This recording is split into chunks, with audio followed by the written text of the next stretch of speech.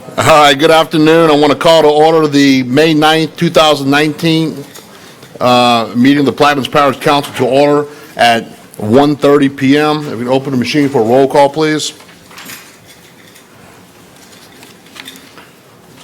Let the record reflect that 8 council members are present. Councilman Gouy is not present. If we could, without any objection, move to item 1B, proclamations, please. Ms. Marcotte. A proclamation declaring May 2019 as Drug Court Month in the parish of Plaquemines. Mr. Russo. Yes, I'd like to offer the proclamation and ask for unanimous second. Do I hear unanimous? Unanimous is heard. At this time, I'd like the Secretary to read the proclamation. A proclamation declaring May 2019 as Drug Court Month in the parish of Plaquemines. Whereas this year marks the 30th anniversary of treatment courts and the 10th anniversary of the 25th JDC Adult Drug Court Program. And whereas there are now more than 3,000 treatment courts nationwide, these treatment courts are the cornerstone of justice reform sweeping the nation. And whereas treatment courts have served 1.5 million individuals, they are now recognized as the most successful justice system intervention in our nation's history and save an average of $6,000 for every individual they serve. And whereas treatment courts significantly improve substance use disorder treatment outcomes, substantially reduce addiction and related crime, and do so at less expense than any other criminal justice strategy. And whereas treatment courts improve education, employment, housing, and financial stability, promote family reunification, reduce foster care placements, and increase the rate of addicted mothers delivering babies who are fully drug-free. And whereas treatment courts facilitate community-wide partnerships, bring together public safety and public health professionals. And whereas treatment courts demonstrate that when one person rises out of substance use and crime, we all rise. Now therefore be it proclaimed by the Plaquemines Parish Council, represented by its duly authorized chairman, W. Bo Black, and by concurrence of the parish president, Kirk M. Lapine, representing the Plaquemines Parish government, that it hereby declares May 2019 as Drug Court Month in the parish of Plaquemines. Mr. Russo, you offer for vote? Yes, and before we vote on this, I'd like to take the opportunity to congratulate Judge Connor and D.A. Ballet and his staff and their teams that they have been working on this for 10 years now. Congratulations on that. It's been an eye-opener for me attending the graduations to see the testimony of those who are graduating and the joy of the families that come there to celebrate the graduation. And I believe that this program has done a lot to save a lot of lives. And it also saves the taxpayers a lot of money by diverting them out of the prison system. So as we move forward in society and we learn that addiction is truly a sickness and not a crime, and that we continue to work with people to try to treat them rather than imprison them, I think that the nation as a whole will be much better off by working in that direction. So again, before we vote, I wanted to congratulate you, Judge Connor, and you, Mr. Ballet, for working together. And it's good to see those individuals who come up there and make the testimony and thank the policeman who put them in jail and say, thank you, you saved my life. And so, that goes to the sheriff's office and those employees who are on the street and removing those individuals and trying to mainstream them into society by treatment. So having said all of that, I want to thank you again. Yes, and we can vote. All right, I'll second. Machine is open. And the proclamation passed unanimously, 8-0. Judge or anybody from your staff would like to say any words, or? Sure. First of all, every time I come to the council, deja vu brings back memories of old, and I appreciate everything you guys do. This success is also yours. As councilmen supporting this, Mr. Lapine, as the parish president, and supporting this program, because this is for our people of Plaquemines Parish, and I mean all people of Plaquemines Parish who has substance abuse issues.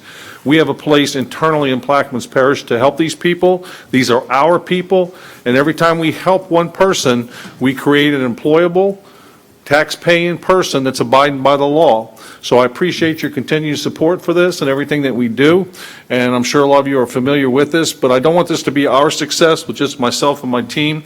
I do have my coordinators here, Ms. Robin Panagle, Ms. Tina Espinen here as well. I want to make sure that they're given full credit along with the sheriff, but this is also something for you to share in as credit as well. We can't operate without your funding. So I appreciate everything you do. We appreciate it for being National Drug Month. My last comment, and following up with what Chairman Bartholomew said before the port meeting about asking for world peace and hoping that happens one day, I hope in one day we're not needed. I'm hoping one day there is no need for a drug court or drug intervention. But until that day happens, thank God the people of Plaquemines Parish do have a program that you support and help us to do it for their benefit. I thank you. Thank you, Judge Connor. I just want to reiterate a few of those comments, and that we thank you, council and parish administration, for supporting it. It does take the funding and the building and everything else to get the whole program done. We were really happy to get it off the ground. I think in 2009, I guess when we started like this, it was really a big thing to get it done. I do want to just throw out, while we're thinking about things, that there are other drug specialty courts, other specialty courts that is today going on. Plaquemines is small in a sense with 24,000 people and may not have a need in a sense as some bigger places like Baton Rouge and Orleans and all do. But human trafficking courts today, you have DWI courts, you have veterans courts, you have all sorts of different specialty courts.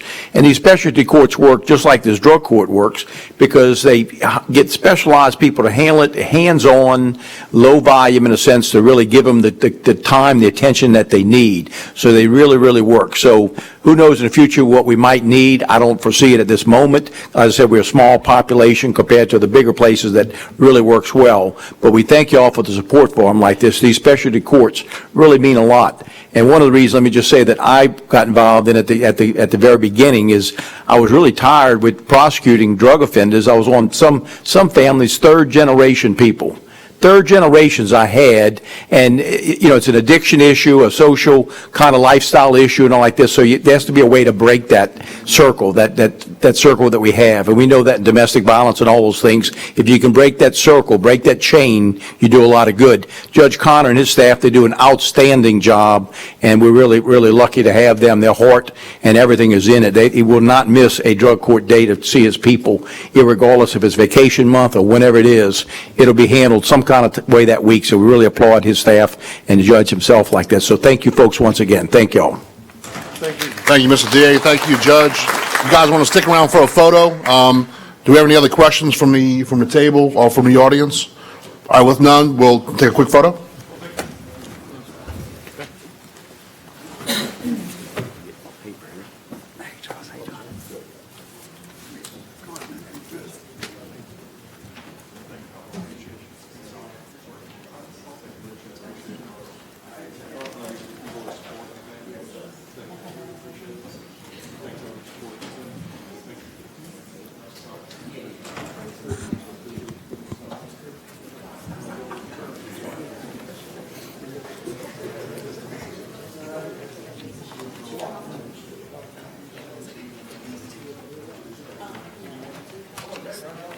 This is just a little bit of tidbits that came off of the national website. Because you put like an article, maybe some other information. Yeah, probably, additional- because there was some good quotes, so I probably will write a little article Okay, to go with it. we appreciate that, because we're celebrating our 10 years.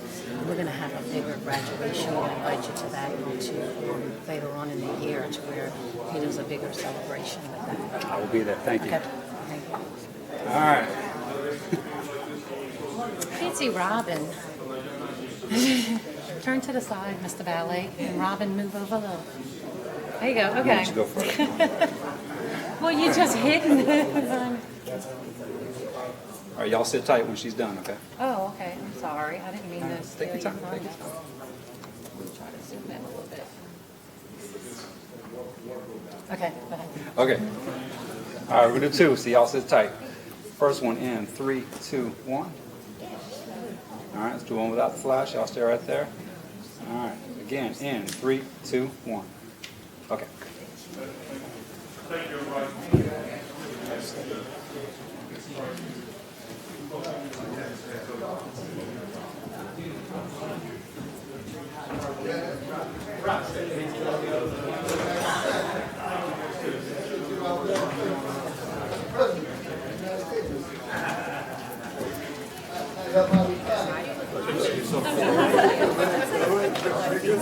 You call me a good man to come.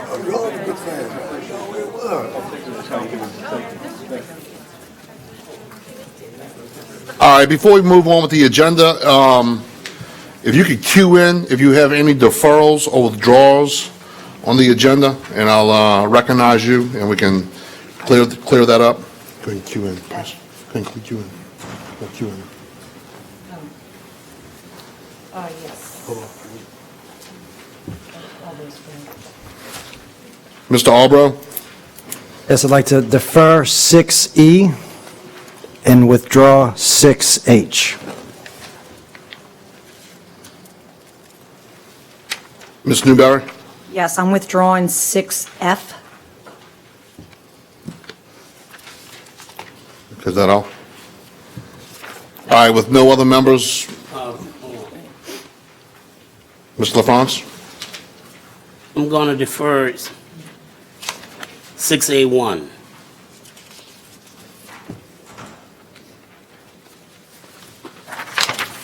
Okay, is that all? Yes, sir. All right, with no other ones, I'll read them out real quick. 6A1 is deferred. 6E is deferred. 6F is withdrawn, and 6H is also withdrawn. All right, with that, let's move to executive session, please. Item 1A1, Ms. Marcotte. Paula Dove versus Plaquemines Parish Government et al., docket number 64-358, Division B, 25th Judicial District Court, Parish of Plaquemines, State of Louisiana. Attorney Danny Garrett, Councilmember Black. I'll offer ask for a second. Ms. Newberry seconds. Any questions, comments from the table, from the audience? All right, with none, machine is open in executive session.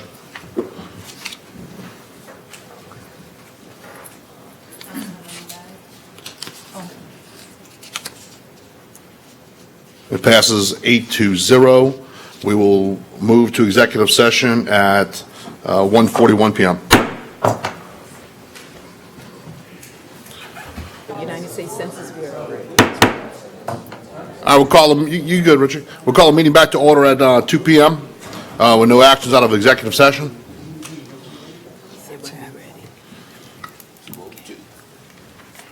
Mr. President, you prepared for your status report? Just do that. Okay. All right, at this time, we'll go to item C, the status report by the parish president, Mr. Lapine. Thank you, Mr. Chairman. Just three quick things. On behalf of the Plaquemines Parish government, I would like to extend our condolences and prayers to the family of Miss Madeline Mackey Taylor, a lifelong resident of Plaquemines Parish who died this morning. She was 105 years old. She's the longest living Plaquemines Parish resident. Miss Taylor lived in Bootville. President Nungesser, during his administration, declared July 7, 2013 as Miss Madeline Mackey Taylor Day, and on her birthday in 2018, President Cormier presented her a key to the parish. So our condolences to their family. Also, just like to talk about the Seafood Fest, which will start next Friday night, Friday, Saturday, and Sunday, 17th, 18th, and 19th at the Pavilion. Please come out and enjoy a good time. And finally, welcome back, Miss Robin Thomas. She's Protecting the door. welcome back. Thank you, Mr. Chairman. All right, thank you, Mr. Lapine. Any questions or comments from the table? Yes, Mr. President. Just cue in, please. I'm sorry, Mr. I'll give you a mic. Also ask that you keep the Bartholomew family in our prayers. We lost Mr. Eugene Bartholomew from Happy Jack. I think he was about 102 or 103. Wow. Thank you, Mr. LaVance. All right, thank you, Mr. LaFrance. Any other questions, comments from the table? All right, from the audience? With none, I want to also point out that item 6G is withdrawn.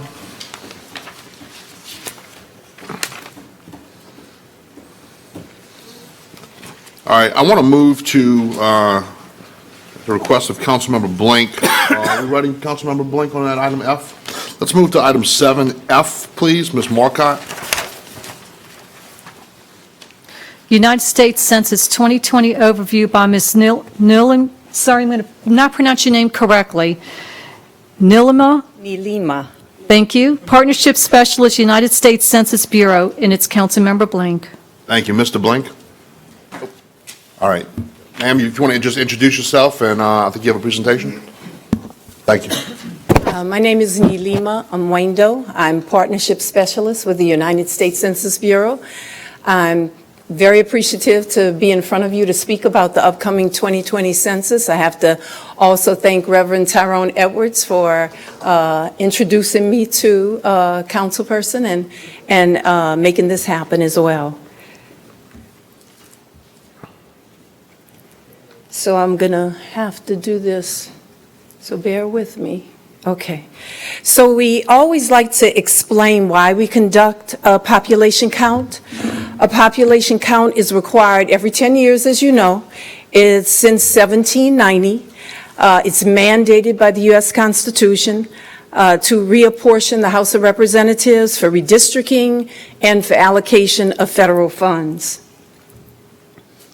We are and have been meeting with governors, local governments, community organizations to ask leaders to allocate resources like time and funds because the census data has an economic and political impact.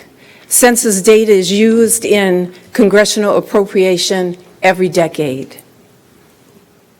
So as a result of the population count in 2010, 4 states in our region experience apportionment changes. Georgia and South Carolina gained a congressional seat. Florida gained 2 congressional seats. Alabama, North Carolina, and Mississippi stay the same. We lost a congressional seat based on our population count in 2010. So let's look at now the economic impact. The federal government allocates over $675 billion a year to state and local governments. Some federal dollars are allocated to states based on the number of people counted in the census, like Medicaid is an example of that. In other cases, census numbers determine if a community is eligible for critical federal funding program dollars. Examples could include city and parish population thresholds like 50,000, 200,000, like for community block grants. And rural area designations for instance, rural electrification loans. Therefore, each person counted may directly determine funding levels for a few programs and will influence federal levels for many others. This slide shows the yearly allocation of federal dollars based on decennial census-derived data for 16 federal assistance programs. You see $589.7 billion allocated for these programs, and you see the breakdown for the 16 programs. Now, I've given each of you a folder, and inside of your folder, you have a sheet. It's on the right-hand side. It's the second or the third page on the right-hand side. And it's a sheet by the George Washington University Institute of Public Policy, counting for dollars. They've analyzed it on a state level. So you have in your folder Louisiana and how those programs have been allocated in Louisiana. We receive over $10 billion a year for these same programs. And under total program obligations, you see the per capita amount for Louisiana, the $2,291. That represents how much federal funding this state could lose for every person that's not counted in the census. That's a lot of money that we could be having for our state, just based on our census count. like I'm juggling two things at one time. Okay. So census data are used in many ways. Here's some: forecasting of future transportation needs, determining areas eligible for housing assistance and rehab loans, assessing government planning, implementing programs and services, and some of these are here: designing facilities for people with disability, elderly children. I'm sure each of you have used census data in many different ways. We rely on this data heavily, so it's very important for it to be accurate and complete. As a data collection agency, we must protect personal information, and this is important because a lot of people don't trust to fill out the census, but we protect the information. We protect the information by taking precautions in how we collect, analyze, and determine and disseminate the information. The Census Bureau has a strong program using the latest technologies and are constantly improving its systems to protect information as they collect, process, and store in secure IT systems. Additionally, we never share a respondent's information with others. Not the FBI, not the police, not immigration, not government benefits programs, not even the President of the United States. No individual, no person is to get that information. So the goal of the 2020 census is to count everyone once, only once, and in the right place. In order to meet our goal, the Census Bureau has implemented a few new initiatives for the 2020 census. One, we are optimizing self-response. So this will be the first year you will not get a paper copy of the questionnaire unless you request it. You'll be asked by phone or to complete the questionnaire by phone or through the internet, maximizing internet self-response. We're also re-engineering field operations, so we're eliminating paper and incorporating the use of handheld data collection devices. In some areas, like areas with rural route addresses, the census will either send paper forms or send a census taker.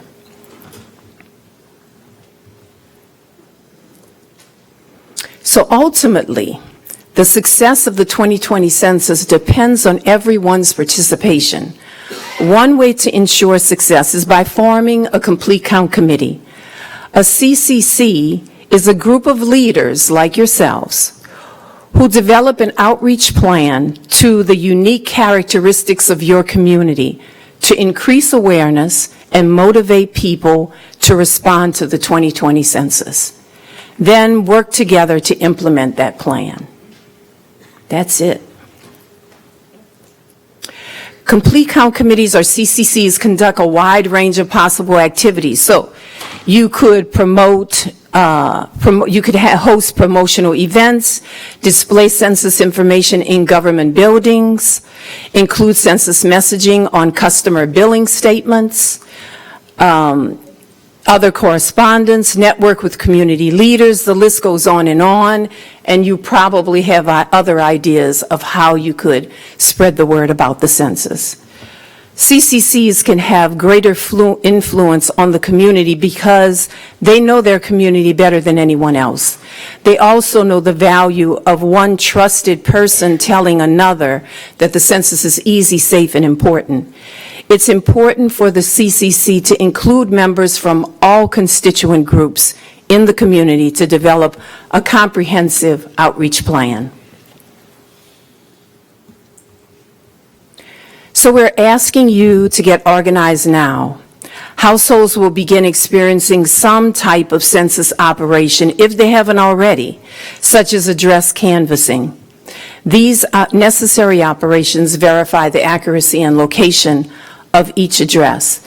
The immediate formulation of a complete count committee and the beginning implementation of that plan will ensure that local households are kept abreast of the various census operations and recruiting activities before the information is nationally circulated, which will increase census participation. So the basic structure of a complete count committee is displayed in this slide. The highest elected officials or community leaders appoint chairpersons or liaisons who will be our main source of contact. Then the chairperson collaborates with the highest elected official or community leader to select subcommittees and chairs of the subcommittees. The United States Census Bureau does not manage complete count committees. We support the activities of the committee, we track their work, and help spread the word about those activities. The Census Bureau has learned from previous censuses and made recommendations for success in 2020. These recommendations are based on information gathered from the committee's focus group sessions, summary reports submitted by partnership specialists. Some recommendations are right here. Note the ideal qualities of the CCC chairperson and subcommittee chairpersons. Customize and design the committee to reflect a true snapshot of the community. Include diverse perspectives to achieve objectives, and include the trusted voices in the community. The Census Bureau's recommended structure for CCCs maximizes the effectiveness of committee outreach strategies in their communities. However, the committees are encouraged to adopt their own structure based on the determination of their unique community needs in order to maximize the effectiveness of the outreach. Once these needs are determined, a committee may choose to create a subcommittee dedicated to these needs. Regardless of the structure, government committees should include members with experience in the following areas: government, workforce development, faith-based community, education, media, minority organizations, community organizations, and businesses. We also encourage community leaders in hard-to-count areas to form CCCs. Hard-to-count areas may, for example, have hidden or overcrowded housing, populations that speak little or no English, new immigrant populations, people displaced by natural disasters, housing with restricted access like gated communities, or areas where migrant and/or seasonal workers live. Both local, government, and community-based CCCs can address challenges to these hard-to-count areas and devise effective outreach plans. Here's an example of one large undercounted population. Historically, children from birth to 4 years old are the highest undercounted population. Based on the 2010 census, it is estimated that about 1 million children were not counted in the United States, and children under 18 years old had 1.7% net undercount. So we have a number of tools to help you in designing your strategies. CCCs can now start to look at specific areas that may be hard to count, to identify communities needed and members needed using the Response Outreach Area Mapper application, or ROAM. Oh, I went too far. That's ROAM. It provides a low response score to each track, along with demographic and population data for each track. And you may know this data already, but this data is for every track, and it's based on the 2010 and the American Community Survey information, which is updated every year. Use this tool to plan strategies to improve census response rates in your community. So now we're to the other tool. This website shows what the participation rates were 2010 compared to 2000 for each parish and each track in that parish. And it's similar to what the public is going to see in 2020. You might be able to have a relatively live stream of what your community is doing while the 2020 census is going on. If you look inside your folder, you'll see a handout that's entitled 2000 and 2010 Census Participation Rates. And if you go to Plaquemine Parish, did you have any idea what the response rate was for 2000 and 2010? It's 57% for both of those years. So there's a lot of work to do here in Plaquemine Parish. And there's a lot of potential federal fundings that's being left on the table and not the representation in Congress if all the population in Plaquemine Parish were counted. So we have a lot of work to do. So going forward, the Census Bureau will provide staff from our Louisiana office to work directly with your CCC. As the 2020 census gets closer, the Census Bureau will also launch a robust communication campaign, and you could leverage our efforts in your own community through your CCC. We're hiring. It's always a good thing to hear. We're hiring. It's temporary positions. It's census takers, enumerators, clerks, managers. We pay a competitive wage and mileage to field staff. The pay scale for Louisiana is $12.50 to $18.50 per hour, depending on the position.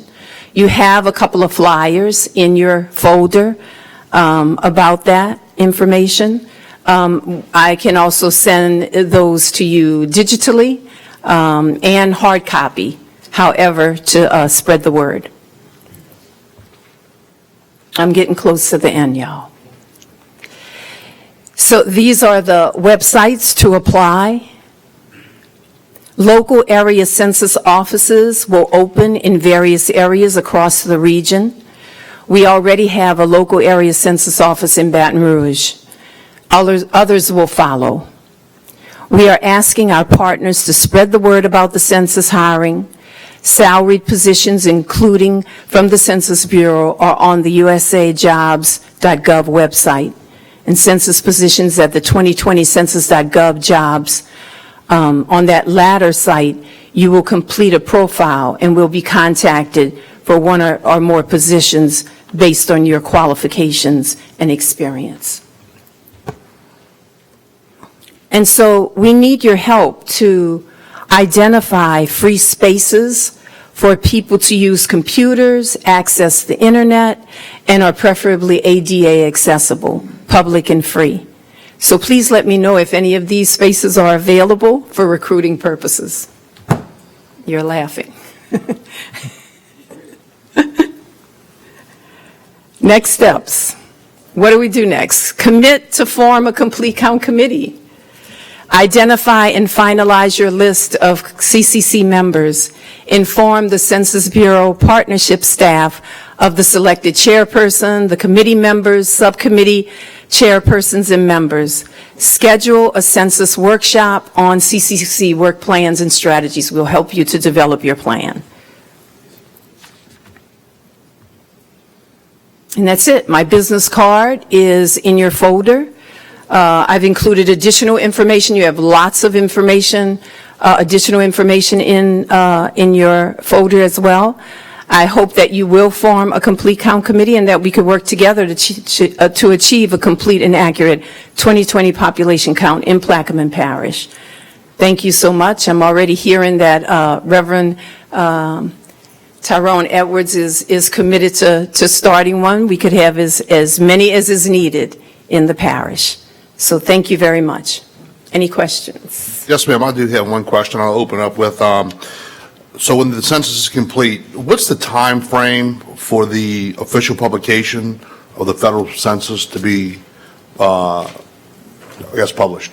So the President of the United States gets the count first. He gets the results first, and that's December 31st. Of 2020? Of 2020. And so it follows after that. Thank you all very much. Thank you. Mr. Thank you so much. I thank Malima for coming down. She asked for help, and I immediately called President Lapine and asked that this would come under his office, and met with Director Crystal Taylor and identified some people in Plaquemine Parish and possibly using some space in Belchase to have our meeting. I talked to Darrell Lynn Turner from East Bank. I talked to Justice of Peace Brenda Hine to represent the West Bank and East Bank, and we're on the ground. We haven't kicked it off yet, but we're trying to coordinate all that through President Lepine office, so that way we'll be working hand in hand with the government. In most areas, they try to do community organizations separate from the government, and I told Mr. Lehman, I thought it was very efficient to put the community and the parish government together at the same time, because it's the same information. So President Lepine and I, we were supposed to do this about 3 weeks ago, but we had several deaths on the east bank of the river, so he agreed that she would come today and make a presentation. So, you all really getting the information at the same time. Him and I are getting the information, and I've been talking to Chris, Justice of Peace is over here, and maybe Mr. Espedrum and other members of the parish can get together. So we haven't finalized everything, because we still have to get together with President Lepine and Director Taylor and have our first meeting, and hope the Parish Gazette would attend some of the meetings. So anyway, thank you I think it's a wonderful opportunity I don't really have the time to really be responsible for something like that. And so that's why I wanted to come under the parish president office and get other community people. And I would do as much as I can to support President Lepine and Director Taylor and other people for it. And I hope all council members take advantage of this wonderful opportunity again. Welcome to Plaquemine Parish. We go way, way back. Been knowing her for over 40-something years, and so when she called me, was excited about it. But I'm in and out of town a lot, and I don't want the parish to be crippled by my end of activity. So I think by putting it under Mr. Lepine, as she said, having the highest part of the government over it, so he'll sort of be overseeing this whole project, and maybe Director Taylor would follow his direction. So again, thank you, Mr. Lepine, for taking on this endeavor. Thank you, and I would echo that and encourage the council to get involved, because after the president releases that publication, probably early first quarter of 2021, the council is going to have to enact, as well as the school board, section 4.10 of the charter. So just be aware of that and just pay attention. Thank you. That's all. Any questions from the table? Comments? Any from the audience? Thank you. Mr. Bartholomew? I think you just tell them exactly what that is. Yeah, it's basically reapportionment. Did I all understand those numbers? Yeah, so I'll tell you, I'll read it actually to you real quick for the benefit of the audience. And this happens, this is something that happens every 10 years, as gentlelady had pointed out, but section 4.10 is a reapportionment, which means following the official publication of the federal census by the United States Bureau of the Census, and at least 6 months prior to the next election for council members, the following publication of the census, the council by ordinance shall, if necessary, alter or change or rearrange council district boundaries so as to provide for a population equality among the districts as near as reasonably practicable. So that's pretty much what that means. So, any other questions or comments? All right, with none, we will move now to bids and advertisements. I believe we have one. Yes, sir, we do. A resolution authorizing the acceptance of bids for furnishing janitorial supplies for a period of 1 year for use parish-wide and otherwise provide with respect thereto. Ma'am? Hi, I'm Brenda Staniford, the parish purchasing agent. After due advertisements, bids were received April 16, 2019 for furnishing janitorial supplies for use for a period of 1 year as follows. Economical Janitorial out of New Orleans, A&L Sales out of Belchase, Pyramid School Products out of Tampa, Florida, Unipack out of Brooklyn, New York, All American Poly out of New Jersey, Interpro Packaging out of New York. Ms. Tony Martinez recommends acceptance of the low bid of Economical and the low bid of A&L Sales for the items detailed within. Mr. Bartholomew, you had a question? Offer. Mr. Bartholomew offers. Ask for a second. Ms. Cotter, seconds. Any questions or comments from the table? From the audience? Stand up, are you done? I'm done. All right, with none, machine's open.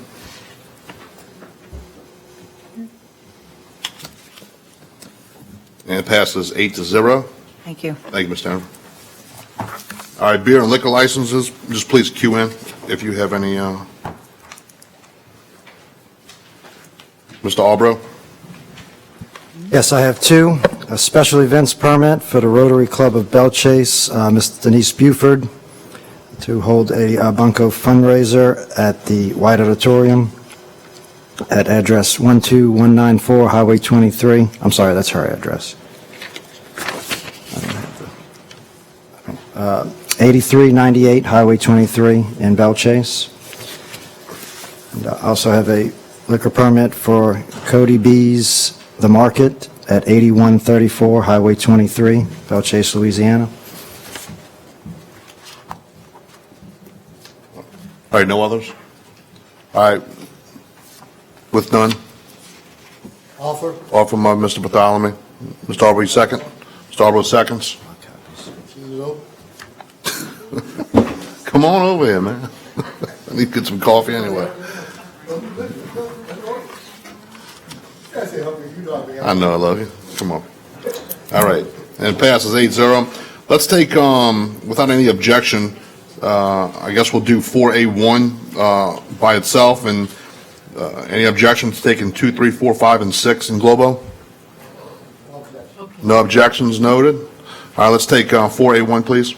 Eustis Engineering LLC, application number 2019-139, dated February 25th, 2019. Mr. Russo? Drill 2 soil borings for bulkhead and dock, 1509 Engineers Road, Belchase. Councilmember Roussel. Russo?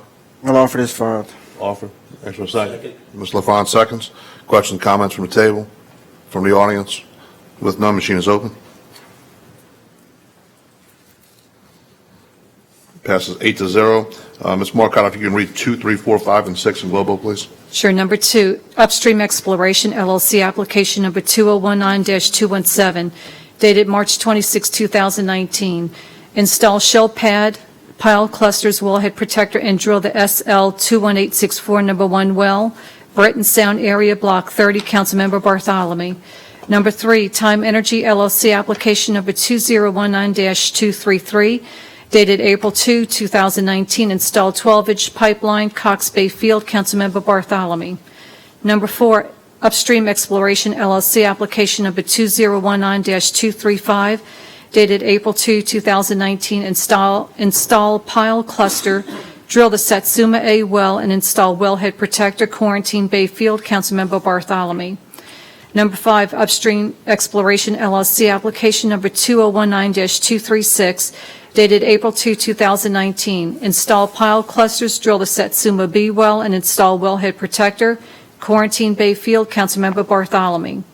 Number 6, Hillcore Energy Company, application number 2019-282, dated April 18, 2019. Install 4-inch flow line, Zinzin Bay, Councilmember Kognovich. Thank you. Mr. Bartholomew offers. Ask for a second. Ms. Newberry, seconds. Questions, comments from the table? Is it part of the Grand Prairie Levy District, most of this stuff on the line? Yours Levy District. Yours on the other side. That's the one over there. Yours is, yeah. That's all I have. Thank you. Thank you from the gentleman from District 1 in the Grand Prairie Levy District. Any questions or comments, other questions or comments from the table, from the audience? All right, with none, machine is open.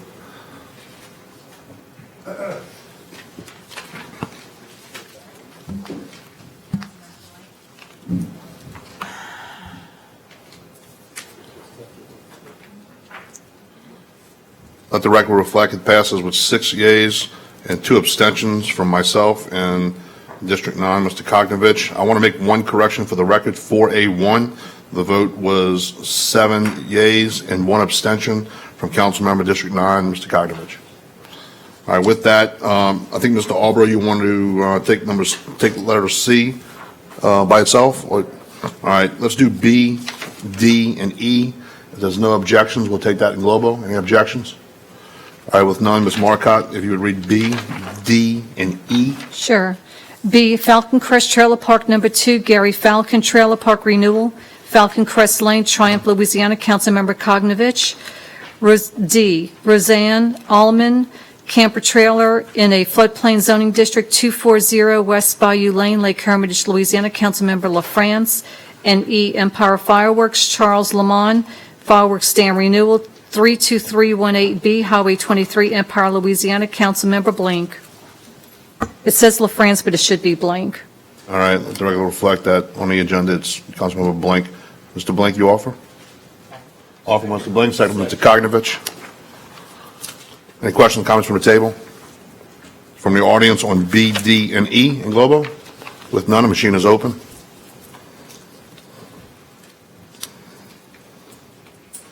Passes 8-0.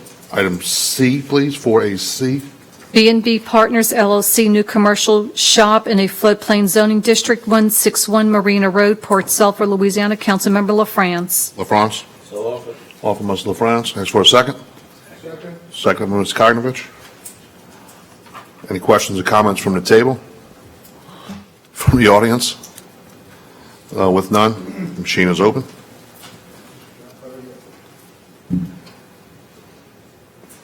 And it passes 7 yeas, 1 abstention from District 3. Mr. Albro. Let's move to item 5, please, Ms. Marcotte. If you'd please cue in for any, if you have any. Introductions of resolutions and ordinances. Mr. Kokrovich.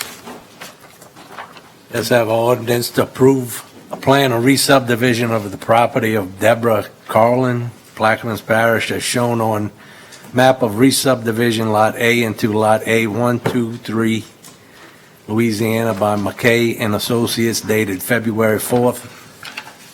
The owner having fulfilled all requirements of subdivision and re-subdivision ordinances of Plaquemines Parish without cost to the Plaquemines Parish government, otherwise to respect thereto. Is that all? Yes. Mr. Albro. Yes, I have 3. An ordinance to amend and amended to readopt Section 4 of Ordinance Number 142, the Comprehensive Zoning Ordinance of Plaquemines Parish, Louisiana, as amended, and the Comprehensive Zoning District map therein adopted by reference, in which paraphrased thereto with reference to application number 2019-383 dated March 29th, 2019.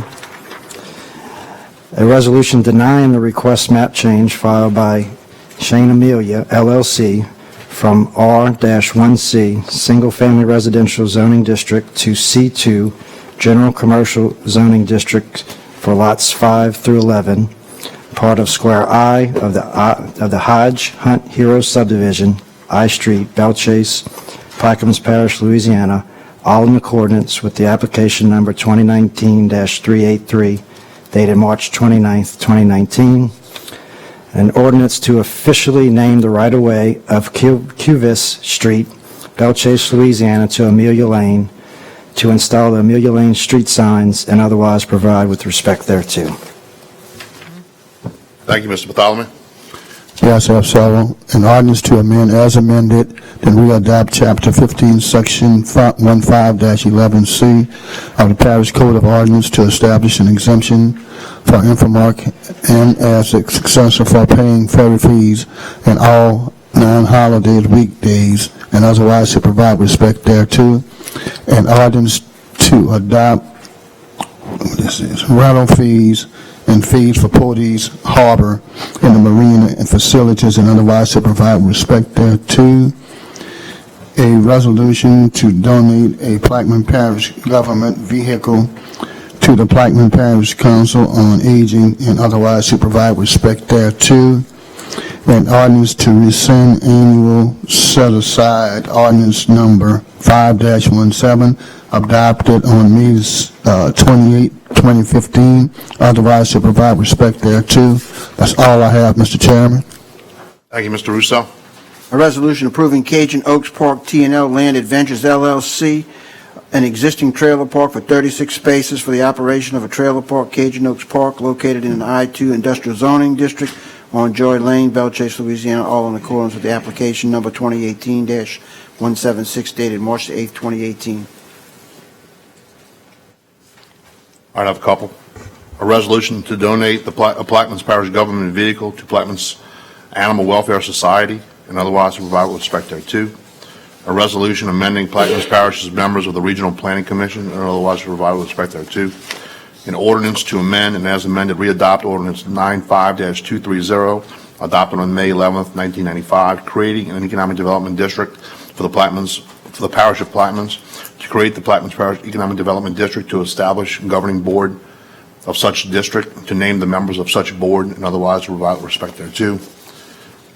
A resolution to appoint the members of the Plaquemines Parish Economic Development Board, and otherwise to provide with respect thereto. An ordinance authorizing the acceptance of a donation from the Plaquemines Parish District Attorney's Office, and to amend the 5-year capital improvements plan for the government complex District Attorney Building project of the 2019 General Fund revenue budget, and otherwise to provide with respect thereto. That's all I have. Ms. Clerk, Madam Clerk. All right, with no others, we'll move to, I'm sorry. I need you to, what? What's going on? I'm sorry, later. Okay. All right, let's move to item 6B, please.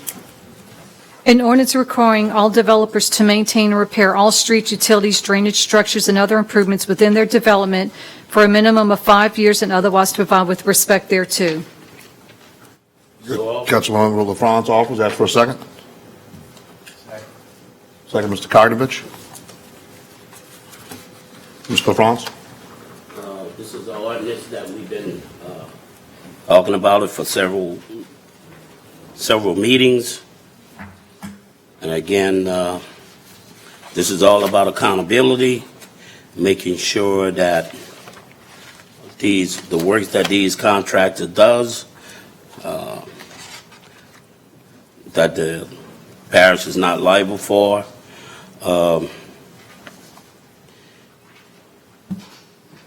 And in the spirit of compromise, talking to some of the council members, I would offer that 3 years. And ask for a second. Mr. Kagnovich, you want to remove your second? Remove your second. Mr. LaFrance, you offering with a amendment? With amendment and offering as, instead of 3 years, instead of 5 years, 3 years. Madam Secretary, you know what lines those are? That'll be on line 3 and line 22. All right, with that, we have a second? Second by Mr. Kagnovich. Any other questions from the table? No comments? Mr. Russo? Yes, I know this issue has been lobbied very hard by PABI and the business community. I want to commend Mr. LaFrance for taking this and making it a public issue. I think that a lot of misinformation is floating around out there about increased cost and how this is going to be a burden to the developer. However, the specs and the construction, it's not changing. The standards are the same. I've been living on the street where I'm at for 20 years or more. The streets are still holding up. All of the information that is contained in the letter verifies the fact that the parish has done a good job with inspecting, watching the construction, and the streets have held up. So with that in mind, I want to commend Mr. LaFrance for being proactive. Since this is not going to cost anyone a nickel, what this does is act like as an insurance policy, because all of the comments that I've heard so far is that we just want the streets to remain under warranty for 1 year. And then the public takes over all of the liability. And just because it's been like that for many years doesn't mean that we have to stay that way. I know in other areas, St. Tammany and other areas are looking at going to 2 years. And I realize that it doesn't have a prayer of passing today, but I felt it would be remiss if I wouldn't at least put some rationale to this discussion and dispel some of this misinformation that's been put out there about cost. Because the developer is going to go ahead and build the street according to the specs that are on the books today. so nothing changes to make him build it any different or any stronger. The streets that have been built are holding up for many years, as the Pabi letter says. So without that, having been said, I believe that it's just a good protective measure for the public. So you can come down on this side, on the developer side, or you can come down this issue on the public side, because at the end of the year, the public is the one responsible for paying for these streets. So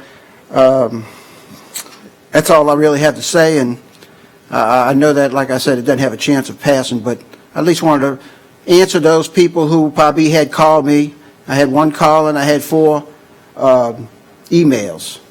And, I understand that y'all put the form letter out, but I wanted my position to be clear to those individuals who contacted me. Thank you. Mr. Albro? Yes, I've done extensive research on this, had several meetings, and I would like to thank Pabi and all the members who helped me with this. And I have a little bit of difference of opinion on that. The developers that I've met with have expressed that there would be a significant increase, and their concerns with warranting streets for such an extended period of time after the residents start moving in, and with our soil and other extremities in our local area, how this would be an impossible feat to put a monetary value on, putting such a warranty on something that's beyond their control after they're gone. So I know we have several members here today that could articulate that a lot better than I am doing right now, and I know they're prepared to speak. But yes, from my understanding, there would be a huge monetary burden put on our parish residents. Mr. Bartholomew? I just want to hear from those people in the audience that have any objections to the 3 years, and why, what would cause them to have an additional expense on building this thing with a foundation that is architecturally sound for 20 years, 30 years, 40 years. So if something we're missing, we need to have some correction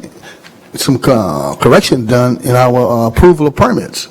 So if anybody, please come and explain that to me so I can really vote the way I need to vote. I'll open it to the audience before we move to the table. Ms. Kaganovich, I have just one clarification as a point of order.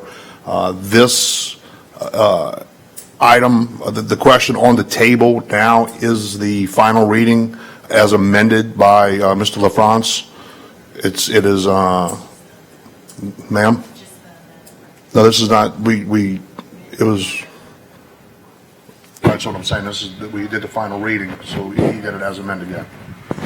Yeah, so I just wanted to clarify that with us. Her reading was the final reading, so the item on the table is not the amendment, is the ordinance as amended to 3 years. So when we do vote, this is the final offering. I'll open up the floor. I'll tell you what, Mr. Cognitive, I'm sorry, you're off. Mr. Russo? I was also going to reserve the final comments until I heard from the audience to come back and, as Mr. Bartholomew said, explain to us how that added burden is. I mean, you buy a car, it's warranted for 36 months, yet you put a street down that's guaranteed, that's supposed to last for 20 or 30 years, but you can't warranty it for 36 months. And then I try to make that connection. And basically, this was not my idea. This was Mr. LaFrance's idea. I just bought into it and thought that this was something that would take the liability off of the government. And with the financial times that we have now, and some of the comments that I heard from my colleague about the soil conditions and all of those things, I'm sitting up here representing the public. So I would say that you're right. We have those issues that linger out there. We've been fortunate that we haven't had the problems with the streets. But to make the decision whether you come down on the public side or the developer side, again, I think that it's a no-brainer to say 36 months. Mr. Kaganovich? About the soil, the streets you're talking about that's held up for 30 years was never in a wetlands area. I could remember passing Woodland Highway as a boy. The parks, Springwood and all was nothing but water. So y'all not building it up y'all not, the soil's still settling right there since y'all got the water out of it. All right, any other comments from the table, from the audience?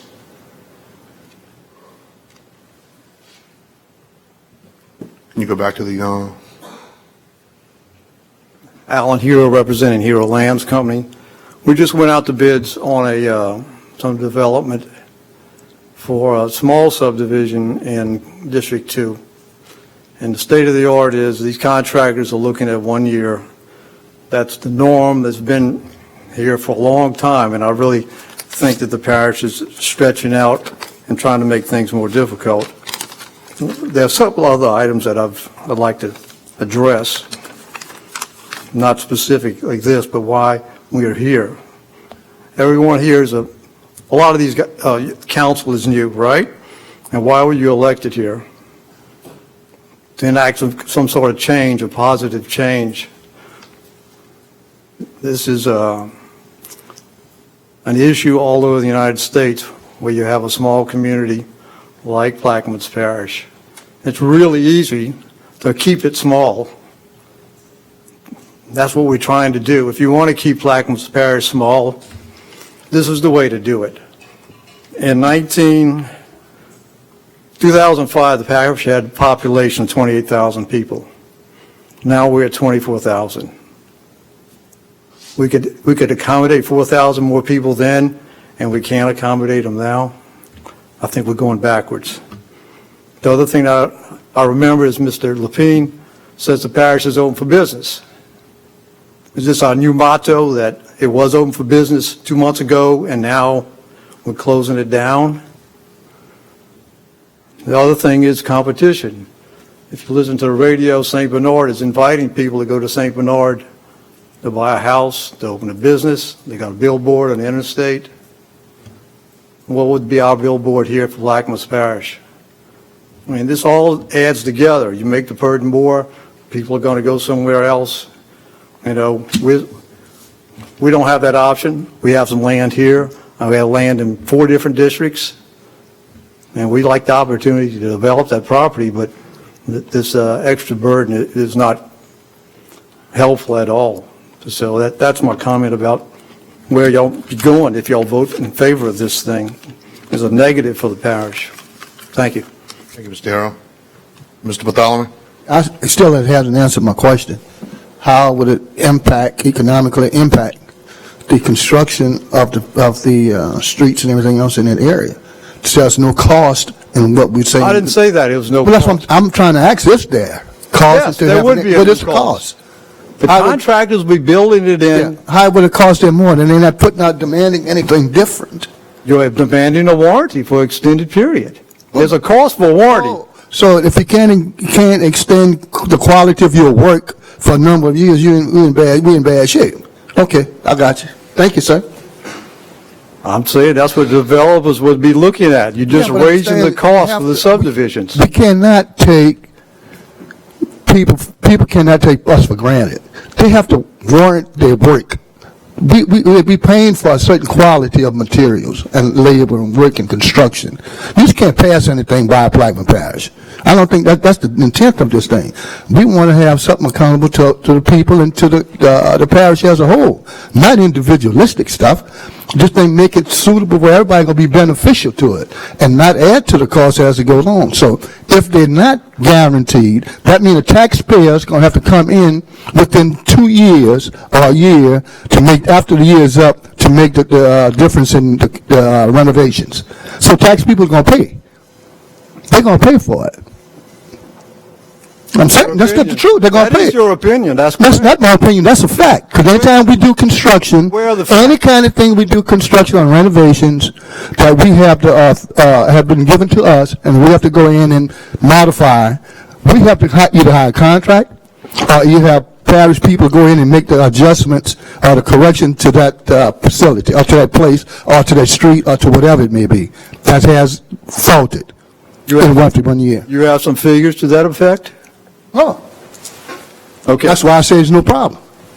You have no proof of what you're talking about. There isn't any. We don't have any numbers either. Yeah, I have numbers. I would guess that. Hold on, gentlemen. I can't go back in time and get another bid because I didn't realize this thing was coming up. We already got bids, and that's how contractors look at these situations. They would add an extra fee on top of this thing if you're going to have extended warranty period. I'm positive of that. It's like the 1-year warranty on something or a 5-year warranty on something. You pay more for a 5-year warranty, don't you? So it's either the contractor warranted for 1 year, and then after 1 year, then the public, the taxpayers are liable to it. Do they have some figures as to what it costs the parish? I don't know. I see the parish fixing streets and, The new subdivisions? yeah, not in. Where are the figures? The parks, not the parks, but, what's across Lake Park? Time out, just members of the council, please just cue in so we can recognize you appropriately and we can get the mics turned on. No, I turn them on. Mr. Kotovich, you yield? Yeah. You want to respond to that question? I'm not sure what the question was. I don't know what the question is. I told him I've seen the parish take out sections of cement roadway in the parks, Lake Park, the curbing, because it had a crack in it. And we've never done it. You said, show us some numbers. I've seen it done numerous times. You know how long Lake Park's been in existence? It don't matter. It don't matter. The parish, the taxpayers are paying for it now, aren't they? Yes, that's correct. We got. You want a roads- we got 25-year roads the warranty parish now? own- We got roads the parish owned that we can't build right. 2000, they redid Highway 11 from the firehouse or Our Lady of Good Harbor to Vella's Curve. They got cones up in some of the holes that's already fell in the holes because they so deep. That's And that a was state done by highway, the I parish. believe. No, that was a parish highway, Highway 11. Okay, I'm not familiar with Highway 11. So, but that's not a private developer. It don't matter. Taxpayers are still stuck paying it. So who are you going to Now send the you bill Build a to? subdivision, and in a year, the streets are going to go, and the taxpayers are going to have to pay for it. I haven't yet heard of what new subdivision has had that problem. That's what I'm asking for. A new subdivision. Guarantee it won't happen. Excuse me? And you guarantee it won't happen in a year. Where's your example? That's what we need, an example of where this Still in the is. subdivision, I want it in writing, you guarantee, and nothing will happen to Well, I that. realize that's what the vote is about. You want a guarantee, and we think that's unreasonable. Ms. Councilmember Newberry has the floor. I'm not here to argue. My question is, we have a 1-year in effect right now. Now, whether this is a 3-year or a 5-year, the question is the quality. So if you have a good builder, I think that makes a difference. So whether this goes through or not, if the quality's there, I don't think it should be a problem. Okay. Mr. Albro? Yes, so on the cost of warranty, I go to Sam's, buy an electronic. I check out, I can pay my price, I can buy a 1-year warranty, it's X price, I can add that 5-year warranty, it goes up. Obviously, there's cost involved with that. Same thing at Harbor Freight with a simple tool. Small warranty, small price. You want a longer warranty, you pay more. On the quality, I live in one of Mr. Hero's subdivisions that was, Hero Lands subdivisions that was developed. And first to step back, worked for the Hero family for many years. They have nothing but the best intent for this parish, and they have built quality product for all these years, including my subdivision. We have very small issues, none of which would have been taken care of year 1, year 3, or year 5. Nothing happened in those years. So all we're doing is adding a cost that this warranty would not have fixed. And as Mr. Hero says, I don't know of an instance in any street in this parish, Lake Park, or even Springwood for that matter, that the first year, the third year, there was a issue that the parish had to go fix. And so why should we burden our residents with the increased cost that this warranty would have? Thank you. Mr. Russo? Yeah, I think we're all arguing apples and oranges here when you go to Sam's and buy something. I think everybody's agreeing that the construction that we've had in the parish has held up for more than 3 years, more than 5 years, more than 10 years, as much as 20 years.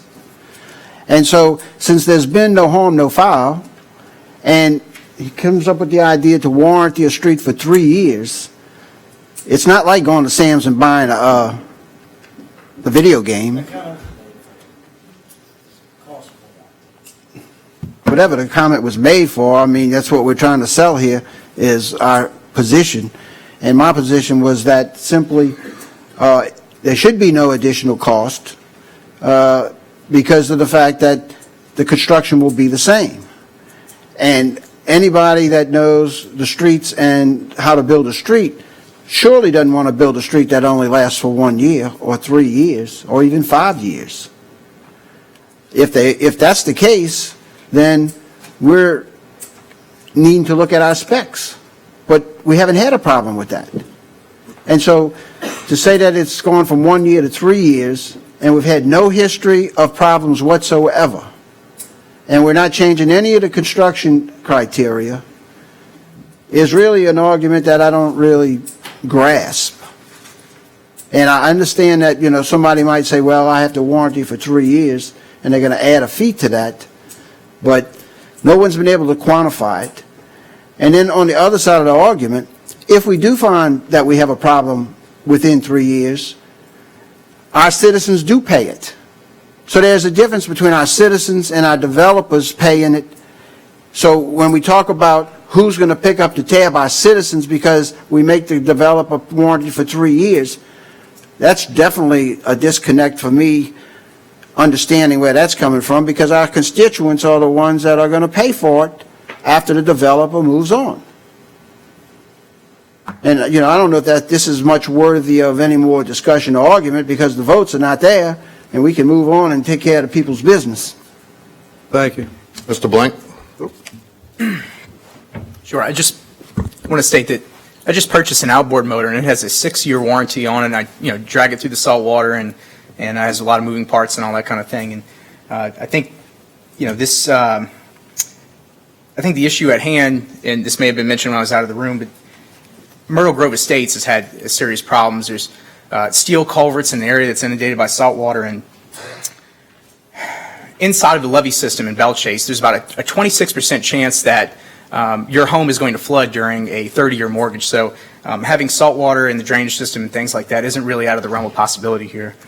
All that being said, I believe that there's a better way to do this, and that is by finding best practices and then picking the ones that we like. So that's where I'm at. I would agree with that. If the practices are not adequate, the parish needs to look at the specifications. If you put steel culverts in salt water, you're going to have a problem. There's no doubt about it. Thank you. Any other members from the audience? Mr. Lawrence? Just state your name officially, sir. Yes, Warren Lawrence, 120 Timber Canal Lane, Myrtle Grove. First, I'd like to say my past experience as Chief of Network Engineering at Surgeon Water Board. We tried this, and politically wise, we could never get it floated. The design, and I recommend and commend you for trying to do something. Most of the time, when you design a system, you don't design it for 1 year.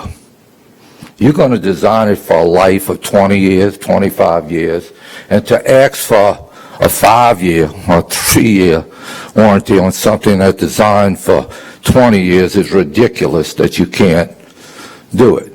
I want to explain to you that when a subdivision is done, and everybody's talking streets here, I didn't handle streets, I handled utilities, water, sewer, and drainage. Those failures, a lot of times, do not show because a subdivision normally doesn't fill up within the first year after construction. So you're making a warranty on something that's not even utilized fully. So if the sewer fails during the first year and only one house, 2 houses, or 25% of the subdivision has been built, you haven't put 100% capacity on the test of the lines.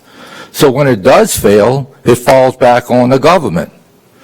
My point is that if the design is wrong, and, you know, I take it, you mentioned Myrtle Grove, and it lasted more than 3 years, even with the faulty material design. So, I mean, the 3 years is a no-brainer, you know, and I just will not go into further. Documented evidence, I can tell you we had a lot of it, because we didn't address. There was some cases where lots were put in, they go to build a house, didn't do it till 5 years after, and found out there was no sewer connection for that house. So who puts it in? The parish government. So I'm just saying, this will not be a cure for everything, because they won't all be in there for 3 years. But as far as a contractor who's looking at the specs and thinks it's only was built to last for 1 year, shame on them. Thank you. Question? The question has been called by Councilmember LaFrance. Machine is open for a vote.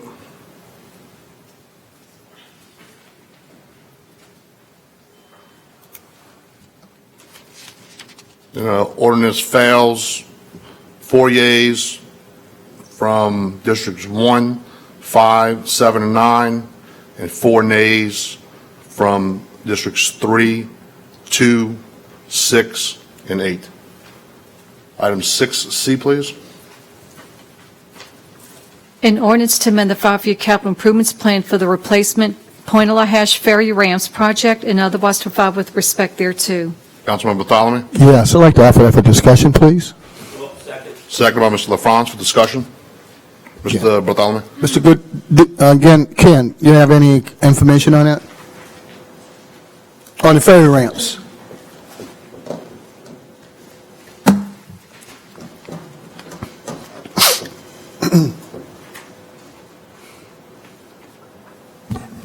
Yes, sir. Recently, I had a meeting with DOTD and their consultant, the retainer consultant, that they're in the process of negotiating a contract for the ramps to be replaced. But at this point, they do not have the engineering fees identified. So if later this summer, we'll be coming to you to get our cost share for that retainer contract, because it will be a 20% match for us. At this point, if it was a $6 million project, you're looking, we'll be responsible for $100,000, maybe $150,000 for engineering. But we don't even have the entity state agreement signed yet for that, because we don't have the dollar amount from the consultant at this time. So it is in the works to get the engineering started and allocated out of the money, the $6 million that is on the table. So we will need to appropriate our match this year. So we have to wait on that information to come back to for appropriation at that time, when you get the other parts of information from the state I'm standpoint. hoping by the June council meetings, we'll have that number and we can introduce something. This will fall off the table probably by then. I'm going to withdraw it soon we finish with it. Okay. Then you can withdraw this one. We'll reintroduce it for the engineering fees to get appropriated. Okay, anybody else have any questions or comments? I mean, I'm finished myself, before I take it off the table. Mr. Russo. The state is going to hire the engineer and design the ramps, is what I'm understanding? Yes, sir. They already have a contract with, it's M&M Consulting. Okay. But they're still negotiating with them, so until we know what exactly their fees are going to be, there's nothing that we can appropriate. If you put a number down, we may have to come back and amend it later. Mr. Chairman? Yes, sir. I'd just like to recognize our director, Mr. Todd Epler, being very instrumental in trying to get this thing where we need to be, being aggressive on it, along with the engineering department. So I want to let you know that he's on top of this stuff. And we had several conversations, but I know a lot of it depends on engineering, design, and design work. I want to make sure they're on the same page with me and Todd and I. But anyway, I want to really appreciate his efforts. He's staying on top of the game.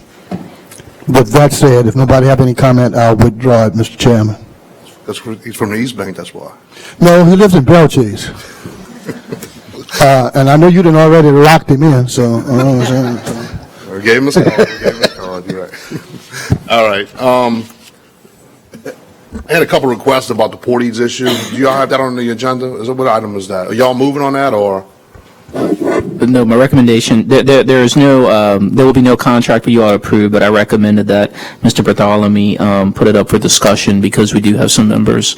Give me the number on that. I'm the Port Director for Port Eads. Ask me that. What's the number on it, John? Oh, I don't know. The letter? I don't know where we're on. Move to 6I then, please. Ms. Marcotte. A resolution approving the interim operating agreement negotiated between Port Eads Fishing Refuge LLC and the Port Eads Facility Management LLC for the operation of Port Eads Marina and otherwise to provide with respect thereto. Councilman At Patel. this time, I'd like to offer for discussion at the request of the legal department. Offer the table for discussion only. Mr. Albrecht seconds that. Oh, I didn't know you did that. Mr. Burris, was this? As you're all aware, y'all passed a resolution authorizing us and kind of directing us to work towards doing an interim operating agreement for Port Eads with the Port Eads Facility Management LLC, and some of those members are here and I think want to address the council. The major contention, as I'd put in an email to you all last week, is that the group really wants a long-term agreement. They wanted basically a 10-year agreement with 2 or 3, 5 years to renew. And that wasn't our understanding and our direction from the council. And I just want to let everyone know, everyone was working in good faith. Jock Kutcha, Mr. Jay Lebrano, myself, the parish president, Mr. Gaines, Mr. Tony Bruce. We went round and round over this agreement and tried to see if we could find some compromise. But at the end of the day, the group wants a long-term lease. And I told them basically that that wasn't my direction or my understanding from the council, and that even if it were the case, there were some terms in here that I think we needed to flesh out. In other words, what the public benefits would ultimately be from the parish. And so that we thought both the Port Eads Fishing Refuge and the parish attorney's office thought needed more fleshing out. And so basically what I told the group was, they're more than welcome to come up and speak to you all and let you all know why it is that they would prefer at this present time a long-term operating agreement as opposed to an interim agreement. And then you all can, of course, give us direction. If you all want us to move away from the interim process and want us to look now towards a long-term agreement, either with them or anyone else who may be interested at this time, we can certainly move in that direction. But because this is such a large and expensive facility, and because it's the whole purpose of setting up the refuge was that there be public benefits, we thought that it would be more cautious to go ahead and flesh what that would look like, and we just weren't prepared to have this for you all today to approve. All right. We have somebody you said wanted to come up? It's my understanding that Mr. Gaines or Mr. Bruce is here and may want to address the council, yes. Just go ahead and come up and state your name. Good afternoon, David Gaines, 17498 Old Scenic Highway, Zachary, Louisiana. And I'm the president of the Port Eads Facility Management LLC. And I have with me today Walter Heathcock, who's a member of the LLC. I have Tony Bruce also with me. There are some people that are absent today. They had a big veterans gala that they were working on. I know Jay Lebrano is here from the Port Eads Fishing Refuge as well. And before I go any further, I want to thank all the fishing guides that came. I spent 12 days down there last month and really accelerated my understanding of the facility and did a very due diligence effort to understand the facilities, what was wrong with it, what's, just sitting idle, things degrade. It's just a natural thing that happens, and of course it's been sitting idle since the end of the year last year. But I'd like to ask, certainly recognize a couple fishing guides, brought a lot of people. During that 10 days, I think we had about 70 people show up. And we really didn't ask them to come, but we welcomed them with open arms and allowed them to use our facilities very temporarily for like lunch at the picnic and our restroom facilities and such. Walter Heathcock was number one as far as bringing people. It was pretty tremendous. A gentleman named Ron Smith and another real avid fisherman, Jamie Taylor, and there's some other names I don't recall right now. So in that 10 days, I really studied the facility. I started working with donors, corporate donors. I retired from ExxonMobil, and obviously after 32 years have a few connections, and also our veterans. I did email you today a proof that we really are working on veterans, and I sent you something that is very, probably shouldn't have sent it to you because it's a direct email to a donor, and I'd like to not mention publicly the name of the donor because he hasn't accepted yet, but a large industry donor that will help us fund this. And we are not out to make any money because the way to predict the future is to look at the past, and for the last 5 years, no money has been made at Port Eads.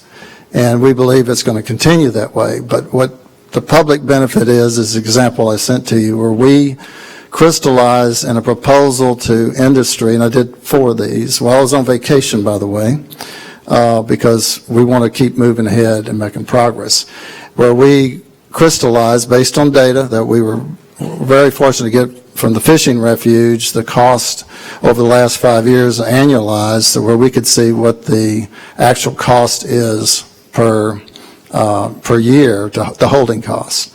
And we divided that down to the actual bed of the 48 beds, and then we made proposals to 4 large benefactors to sponsor a bed or sponsor a bunk room, which has 6 beds. So we've been working very aggressively, and you might say, well, what's wrong with an interim agreement? You go to these corporate sponsors and say, look, I only got it for 6 months. And the way the proposal is written, we can be ousted after we spend 6 months getting everything working again.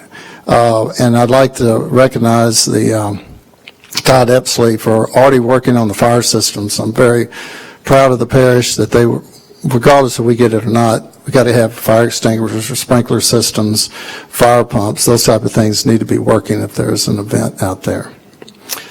So we quickly realized, and I don't know if you recall my first presentation, at the end of it I said we left out the long-term factor. And I'm recorded and televised, you can go back and look, but we were so thankful that you gave us the interim agreement. But as you do your due diligence, you realize, wait a minute, that's not going to work for us. We can't spend all this time only to be ousted later on.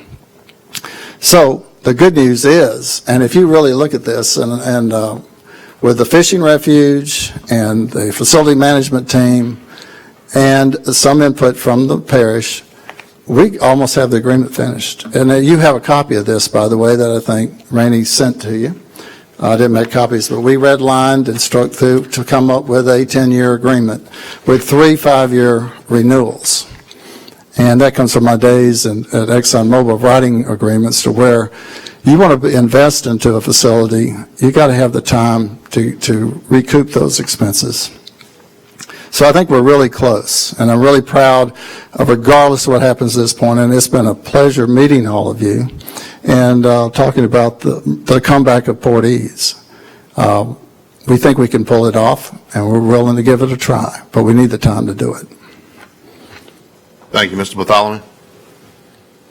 If I have any comments, I'm finished. All right, any other comments or questions from the table? From the audience? Mr. Lawrence, excuse me. Yes, Warren Lawrence, 120 Timber Canal Lane. I'm here if someone can answer, who's on the board of directors for the Port Eads Fishing Refuge? I've been told that you have no right to put me on there, that it is a vacancy is replaced by the board of directors and not by the council. So I'd just like to know who's on the board of directors right now. Mr. Russo, you want to respond to that? I don't have the answer to this, but I would want a legal opinion as to, does the nonprofit that was created have the authority to do this type of thing? And are they needed if we can negotiate with another nonprofit for a longer term or a 5-year term with a 5-year option? I mean, I'm not sure where the nonprofit stands that was originally created to oversee Port Eads. Second factor is, I know that when that first group was created, that it was going to be a nonprofit and it was going to be a wonderful thing. However, when they turned it over to a for-profit group, I never did understand how that could be. And if it didn't need council approval to be going from a nonprofit to a for-profit company without council approval. So these are the type of questions that keep coming back to me over and over again when we keep talking about this issue. And is there any answer to those questions? Yeah, they're all in the statute. 41, 12, 15 in the statute addresses all the concerns you just raised. Well, I don't have 4113 in my pocket, so can you explain Well, what we're talking about? I didn't bring it with me, but it's the same statute that I discussed at the last council meeting when I'm sorry? Let me be more specific with my question. The nonprofit that was originally created, can it be replaced? Yes, I mean, if you all rescind It it, can be replaced. It can be rescinded. correct. Okay. But just so you all know, if you don't have a nonprofit in place, we're going to have to follow the traditional public bid law process that applies to public leasing for state, parish property across the board. And the original idea was that parish government did not have the resources, the know-how, the faculty to really market this facility and find someone who could come in and run it like it needed to be ran.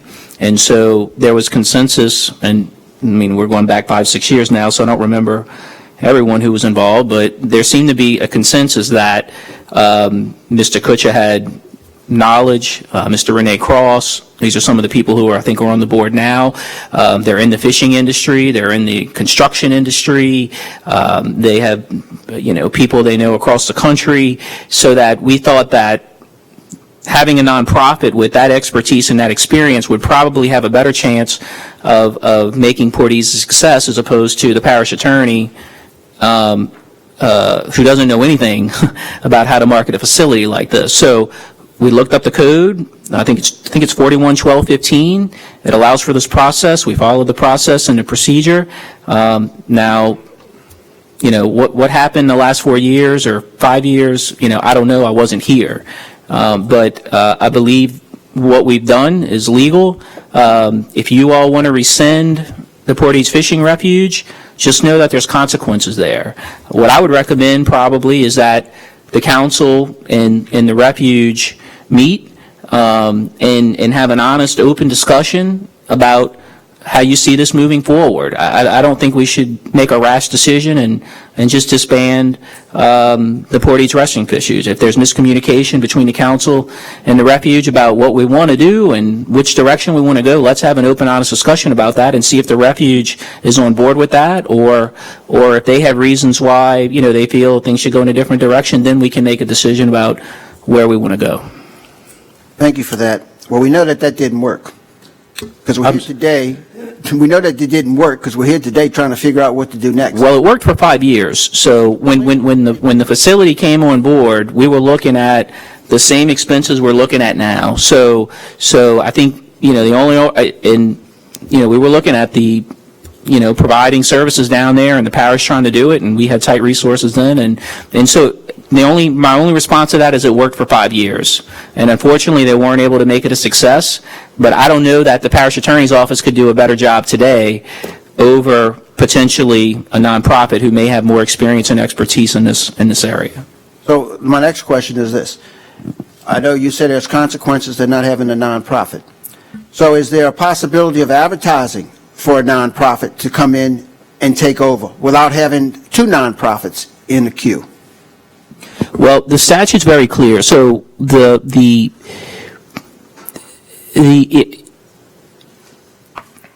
either have to follow the normal public leasing law, or we have to have a nonprofit do this on our behalf, in which case they negotiate that there's going to be public benefits derived through that. So if you're going to disband that group, right? My reading of the statute is you would have to create another group to basically fulfill that same role, or you have to follow the normal public leasing laws that apply to all transactions, and that's all I can. I mean, that's what I can say. It's still not clear to me, how do we get this off the ground? Are we still having, what's our involvement now down there, besides the maintenance and all that's going on? Are we still providing caretaker services? I think through the 15th, right? Through the 15th, there's caretaker services. Mr. Eppley's been going down there pretty regularly. I'm not involved in We're still paying it. about $15,000 a month?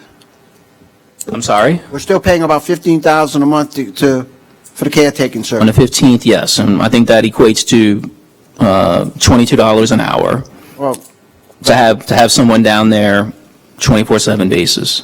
So, when you're talking about a facility out in the middle of nowhere, $22 an hour, I guess, isn't that bad. I'm not here to justify or not whether the rate is good. I'm just looking at the bottom line.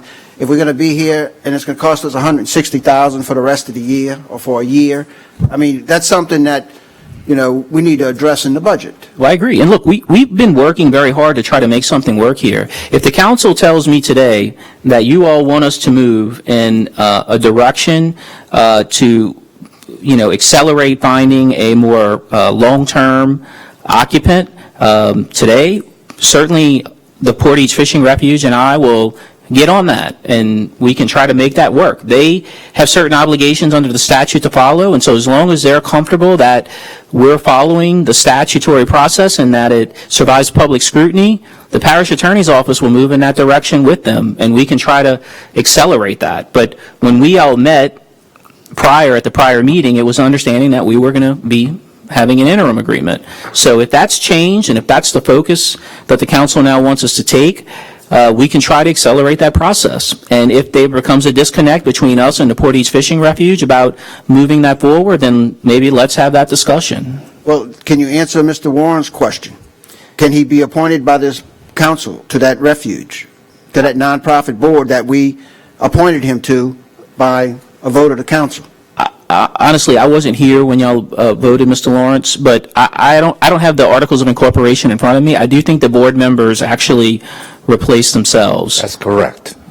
But I don't have the articles in front of me, but that's my recollection. I have the articles, and that is correct. Right, You okay. don't have the right to replace a member.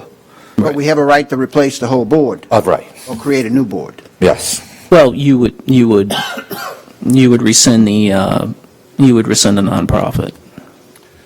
Thank you. Well, I'll go back to one question. Who is currently on the board?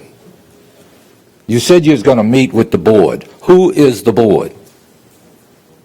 I believe the board currently is Mr. Kutcher, Mr. Rene Cross, Mr. Perez, Robert Perez, and Mr. Ankalad, and 5 people, one more. I don't know who the other person was. The one that resigned.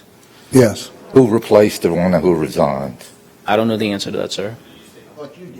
Well, by y'all, but not by them. That's my, Mr. Bartholomew? that's my whole thing about that, is that I thought, according to what I've read and what I observed, is that the council has the authority to appoint members. No, Not- originally. Right, I'm just saying appoint members of the board. Because if all the board decide to leave, who gonna appoint them? The existing board. Yeah, but they're not even there. They're gone. Anyway, So we need to look at I stirred up the enough. legal document and really see. exactly how it was written and what it means. Well, I don't have the Articles of Incorporation in front of me, Yeah, but the I think Articles that of has to- Incorporation yeah. were approved and authorized by the council. Yeah, So- not by us. So they weren't made, well, a prior council. Yeah. Correct.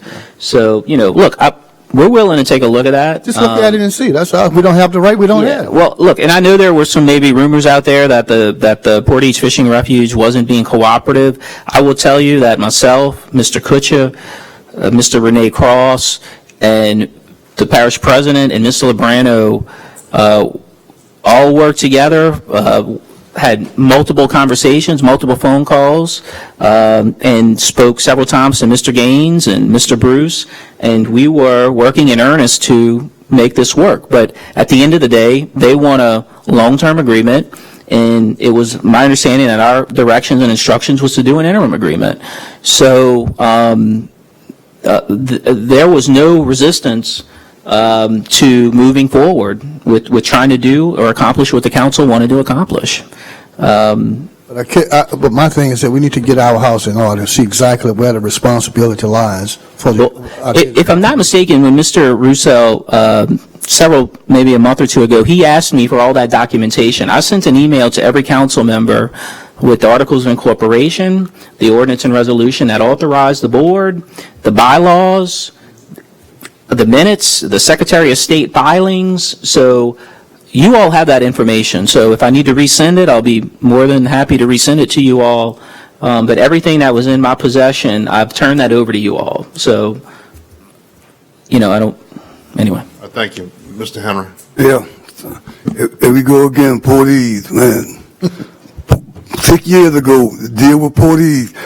From my understanding, I can't, for the life of me, the public don't get any benefit from this deal.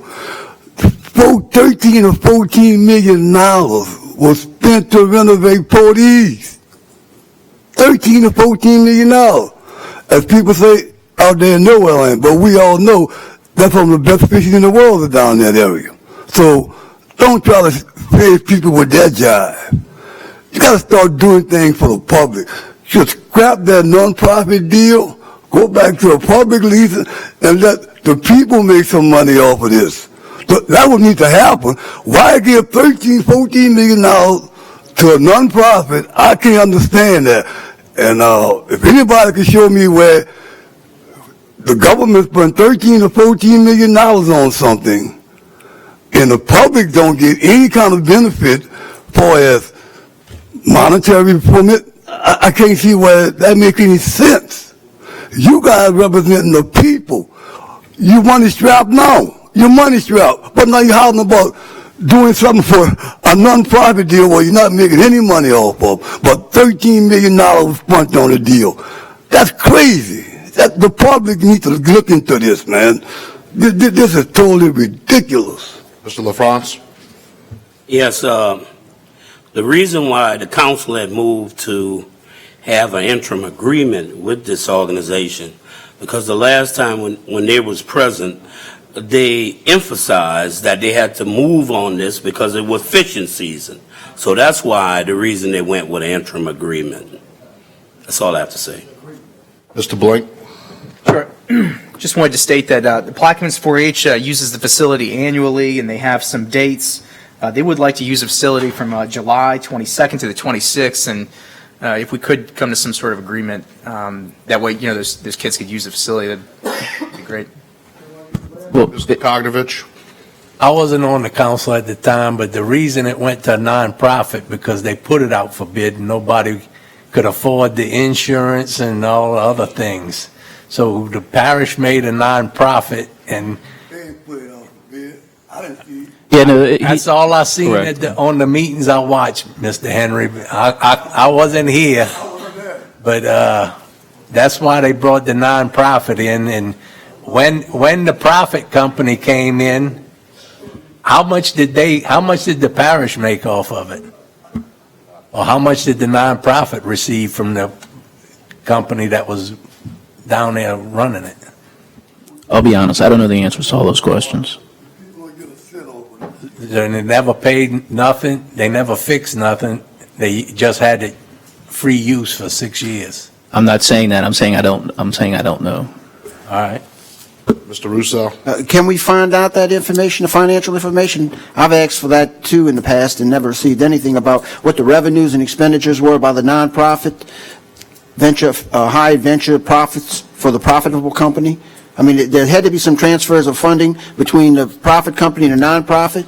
And can we get an accounting of what went on for the last 5 years so we really know what we're talking about? Yeah, I'll try to gather those documents for you, and I thought that you all had some. And look, I recommend, we really should be on the same team. So I recommend we have a meeting with four. I know 5 of y'all can't meet in a room together, but 4 of y'all meet in a room with the board members, and let's figure out where we want to go from here. But yes, if there's documents, I'll get them to you. That would be helpful to us to know what kind of money went through there in the last 5 years.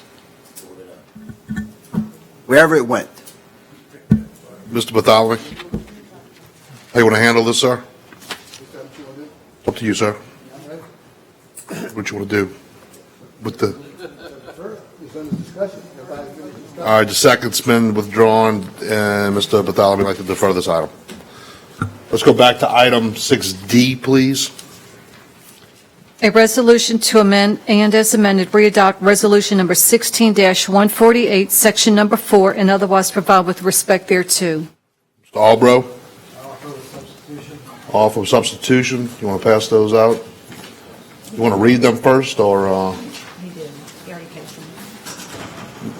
Ms. Marcotte, you want to read those, or? You want me to read the whole thing? Just I can do it just the fast. substitute. I don't know However you want to do it. I don't know what exactly has changed. That's fine, go ahead. I'm sorry? Is everybody fine with the substitutions? No. All right, go ahead and read the ordinance. I object, Mr. Chairman. I would like to make a request that the author, if you recognize me. Go ahead one second. Go ahead, Mr. Russo. I would just like to ask Mr. Albro, which I've asked him previously, to defer this since it's a totally different resolution and we haven't had chance to read it or digest it. It was just given to us a few minutes ago, and I've asked our council attorney to review it, and he has some comments as well if we want to get into the discussion. But rather than get into the discussion today and allow everyone to read it, I would appreciate a deferral. And if not, then I would ask you to vote against it because it has some issues as well. Ms. Marcotte? What do you want me to do? Go ahead and read it. Okay. It's been offered by Mr. Albro. I have heard no response. Is there a second? Mr. Russo's request. Is there a second? Yeah, I'll second. Mr. Black, okay. A resolution to amend and as amended readopt resolution number 15-213 and rescind resolution number 16-148 and otherwise provide with respect thereto. Whereas it is necessary to reaffirm the importance of the Plaquemines Parish Recreation Committee, and whereas it has become necessary to amend some of the guidelines, duties, and responsibilities of the Plaquemines Recreation Advisory Committee. Now therefore be it resolved by the Plaquemines Parish Council that resolution number 16-148 is hereby rescinded, and be it further resolved that by the Plaquemines Parish Council that the entirety of resolution number 15-213 shall now read as follows. Be it further resolved by the Plaquemines Parish Council that it hereby creates the Plaquemines Recreation Advisory Committee, which shall be comprised of 9 members consisting of 1 representative from each council district who has been appointed by their council member and whose terms run concurrent with council members' terms. Be it further resolved by the Plaquemines Parish Council that each member appointed to the committee must have a sports background, either as a player or coach, and be completely dedicated to the committee. Be it further resolved by the Plaquemines Parish Council that decisions for the youth recreation programs will not rest solely on the discretion of the recreation director, but will be brought for a vote before the committee prior to implementation. Number 1, purpose. The Recreation Committee is responsible for advising the Recreation Director concerning the care, management, and development of parish recreational programs and facilities. Number 2, background. The committee was established to ensure high-quality recreation programs in Plaquemines Parish. Number 3, membership. There shall be 9 members appointed by the Parish Council, 1 member for each district for a term of 2 years. All members shall be residents of Plaquemines Parish. Number 4, charge. The Recreation Committee shall have the duties and responsibilities as listed below, which may be revised or amended by the council. The parish president retains authority over administrative matters relating to the Recreation Department. A, serve an advisory function on policies and programs relating to the Plaquemines Parish recreation programs and active recreational parks, which shall be implemented by the Recreation Director. B, assess satisfaction with active recreational programs and facilities. C, assess the needs of the community for active recreational programs and facilities. D, develop recommendations on facilities needed to address needs. E, seek to maximize the use of both public and private efforts in developing well-rounded and functional recreational programs and facilities. F, assist in developing guidelines, policies, and/or regulations for the use of playgrounds and recreational facilities and for recreational programs which shall be implemented by the Recreation Director. G, review capital budget and operating budget proposal each year and advise the Director on funding priorities. This should include, but not be limited to, developing a multi-year recreational plan. H, assist with the recruitment and coordination of volunteer coaches, program coordinators, instructors, and related volunteer functions. I, assist the Recreation Director in maintaining communication with organizations governing the rules of play in order to establish consistent policies and cooperation among the groups. And J, submit an annual report to the council at the first council meeting of each year for the previous year. K, assist the Recreation Director in preparing an annual calendar for the following year, which will be due by August of each year.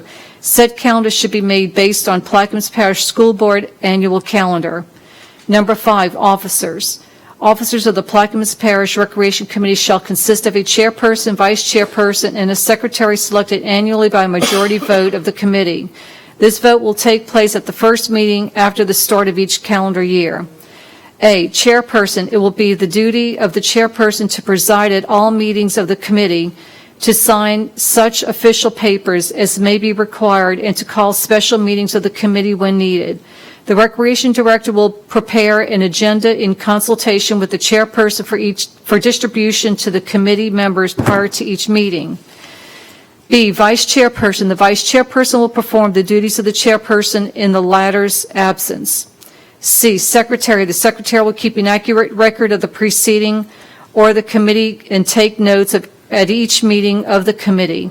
Agendas and minutes will be prepared in accordance with state law, with assistance from the Recreation Director, and provided to the council secretary for filing.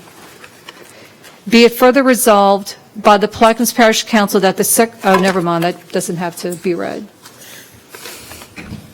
Thank you, Barbara. I appreciate you reading that. You're welcome. Lengthy.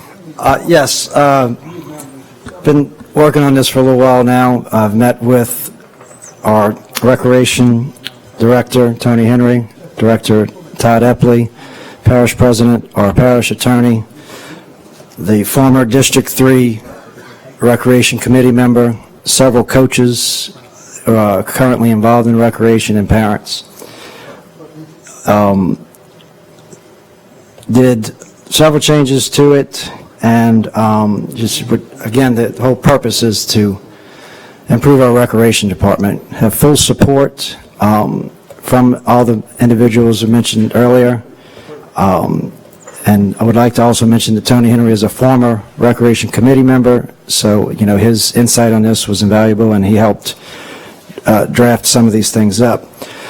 With that being said, is introduced, and there were some recommendations from a council member to make a few changes from that. I asked for Mr. Burris to assist me on that. Those issues were removed, and that's where we are here today. Most of these are the same from the original committee that was voted in 2015. Thank you, Mr. Alderman. Mr. Russo? Yes, I'm just going to ask one more time if you are willing to defer it. If not, I'd like to point out and ask the parish president, are you supportive of this legislation? Yes. So then you are willing to give up your authority as the parish president and relinquish it to a committee where it says, serve an advisory function on policy and programs relating to the Plaquemines Parish recreation programs and active recreation parks, which shall be implemented by the Recreation Department or Director. So what you're doing is you're allowing your authority to be given to an advisory committee, and it's mandating that you, through your Recreation Director, implement that policy. Is that what you're doing? No, Mr. Russo, we're going to work together with the committee. Would you read the 4A I section? know, I hear you. We're going to work together through it.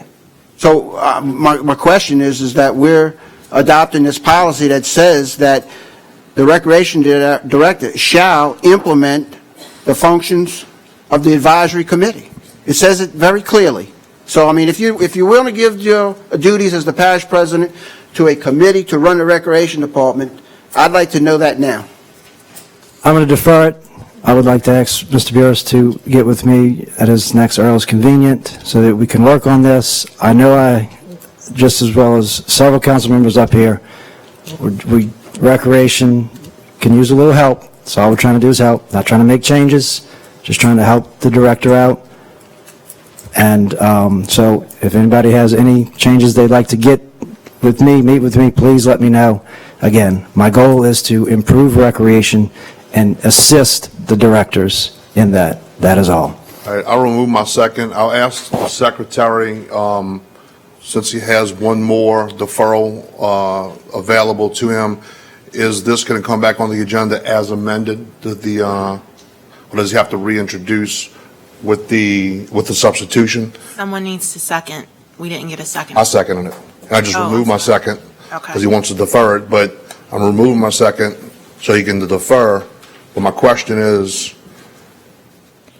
will the substitution be on the agenda, or should he reintroduce this substitution and just withdraw this item? It's totally up to him what he prefers to do. I would, in my recommendation, Mr. Albro, I would withdraw this and just reintroduce the entire substitution. Okay. You want to do that? Do that. All right. Mr. Albro wants to withdraw that. We'll move back to introductions. Item 5, please, Mr. Albro.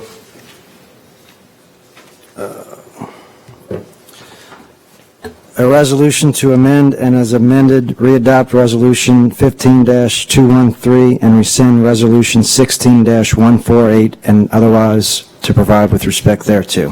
All right, I think that cleans it up. Yeah, I want to thank you, Mr. Albro, for finally doing that. I actually did that before the meeting, and I'm glad that you agreed to do it finally. Hold on one second. I'm going to go back. Mr. Blink, you have one more introduction? Item 5? And I apologize for not catching it earlier.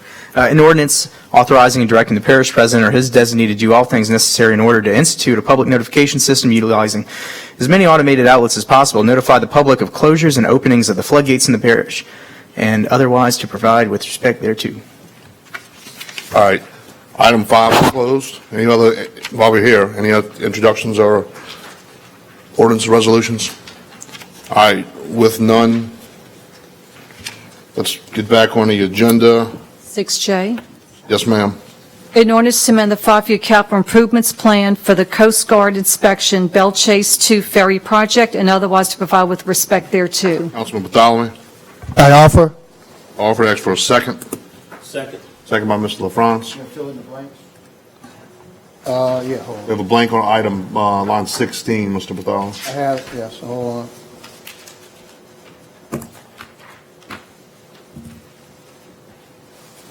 I'll pass it out to everybody. The amendment.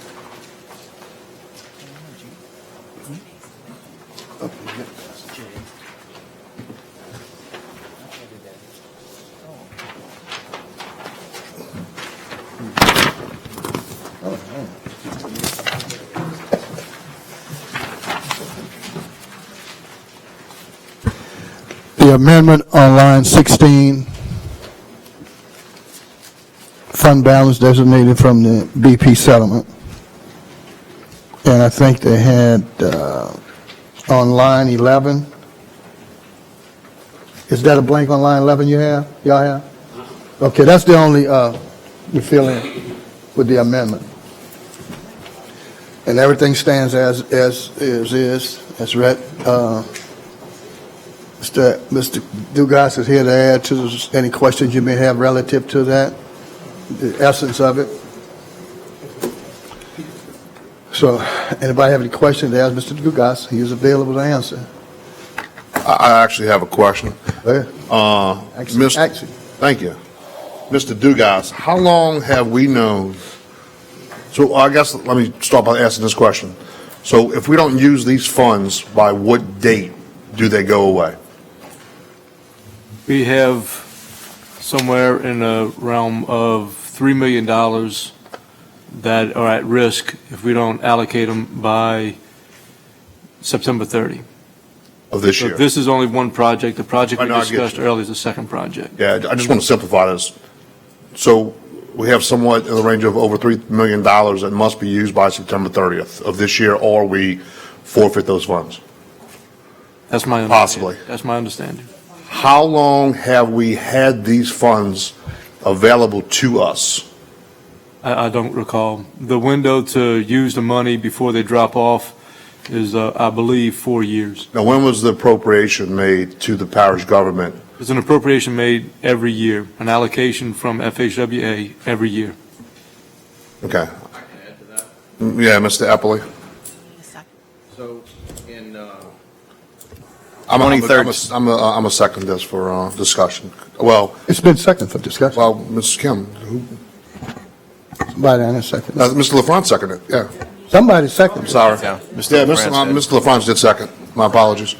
Yeah, I think we got a little bit confused when we had the So he was so excited to get the questions It's all good. all these answers. I love it.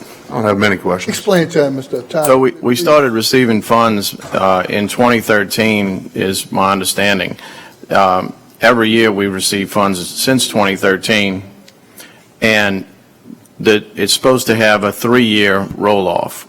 Since it was a new program, they extended it 3 more years, which gave us 6 years, which is putting us at the end of the 6 years now. The 6 years ends federal fiscal year this year, which is the end of September. October 1st is their fiscal year. So if we have about $3 million that we have to have encumbered before the end of September, or whatever we don't have encumbered will roll off and will not be available to us. And I guess my point is, Mr. Bartholomew, Read to that, in addition, what happened to the ferry? What will happen to the ferry? The ferry, the Belle Chase 2, which is a boat that operates at the Point LaHash crossing right now, is required to go to dry dock for Coast Guard recertification. If it does not get the Coast Guard recertification, Coast Guard will say, tie up the boat, you are not able to use it. I mean, my point is that this council has asked for the last few years to utilize these funds for projects before we would lose them. This administration just took office a couple months ago, and I was forced to make a pretty rash decision on using the funds. We've had a lot of time since 2013, and nothing has been done with them, and now all of a sudden, we're at this, up against the wall to use it, and, it's just an unfortunate situation. Mr. Dugas. Some of the funding has been used. We did Moore and Dolphins in Scarsdale and Belle Chase to assist Plaquemines Pride.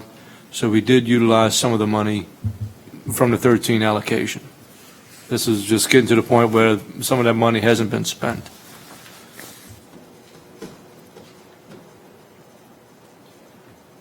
Mr. Blank?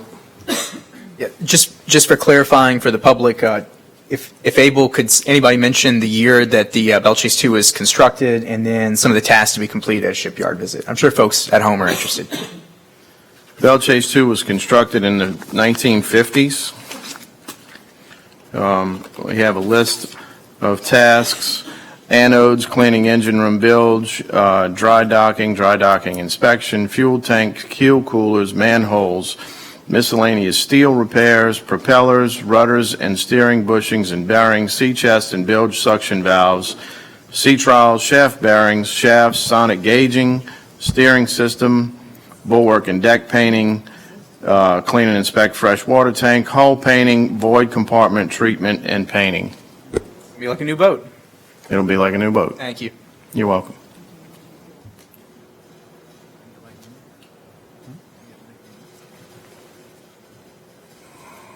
Mr. Russo? Yeah, back to the program, this is an annual appropriation, so sometimes we have to accumulate funds to be able to get enough money to do a project, Yes, sir. and so that's what you've been doing in a fashion of accumulating funds, and now we are ready to move with the ferry, which we would have never got that appropriation in 1 year. The vessel project started last year. It's taken us some time to get the specs together with DOTD.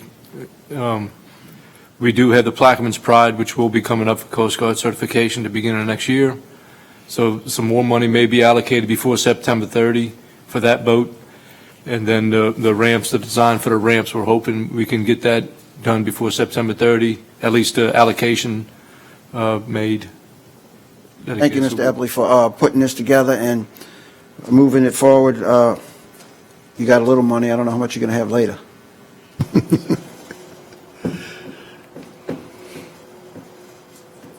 Mr. Bartholomew? There are no other questions. I call for the question. And the question's been called? Chairman, Yes, ma'am. just want to remind everyone that this is a 2/3 vote because of the BP fund. Thank you.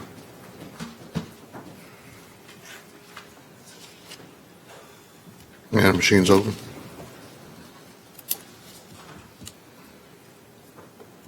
And it passed with 7 yeas with 1 abstention from District 2. Thank you.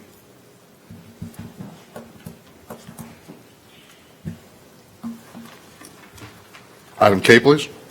An ordinance to amend the 5-year capital improvements plan, Reach C Culvert Phoenix to Bohemia Project, and otherwise provide with respect thereto. Mr. Bartholomew? Mr. Bartholomew offers, ask for a second. We ask for a second. Second on Mr. LaFrance. Mr. Bartholomew, as read. Any questions or comments from the table? From the audience on K? Mr. Dugas, WBV, which 9A, which project is that? I know the where, it's the Files project. Taking it from non-project. See. WBV 9A was the levee lift from the Mississippi River levee to the Hero drop log. So that's along the Oakville Gate. Any funds from that project? How much we appropriated? That exact amount. That's the remaining money, the funds in that budget. Just give us geographically exactly where that location's at. From the river levee in Oakville to the Hero drop I'm an log. idiot, I don't know where the Hero drop log gate's at. Can you tell me exactly where that's? Captain Larry's, Okay. floodgate, both sides, going to the west and the east. Okay, Where the levee crosses the highway. all right, thank you.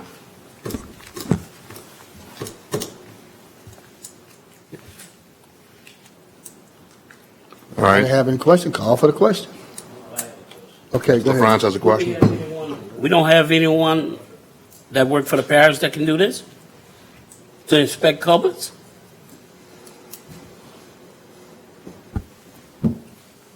No, sir.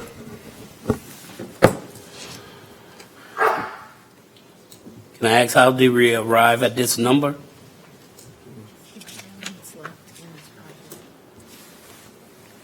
This project is going to exceed the 267 when all the culverts are filled or inspected and then filled. So this is going to allow us to inspect. I'm not sure what the contract calls for, but they're putting all this money into that budget because we're going to need more. And we're gonna fill the cupboards with what? Whatever the Corps will allow. And These that's, culverts are 6-7 foot diameter culverts under the levee in Phoenix down to Point Lahash, Bohemia. down to Bohemia.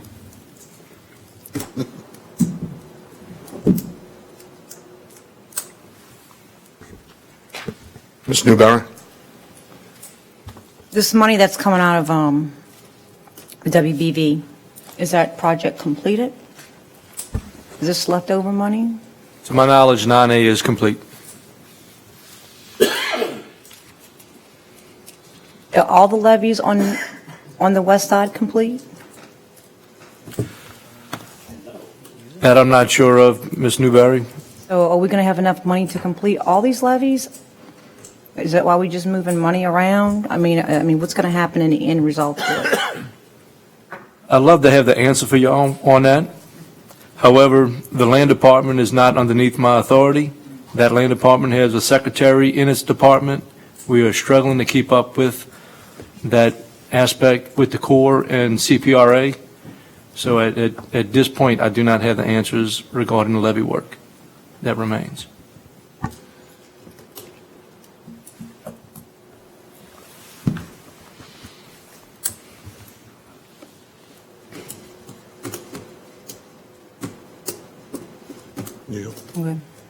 Mr. Russo? Yes, so this project is still estimated to cost $2 million?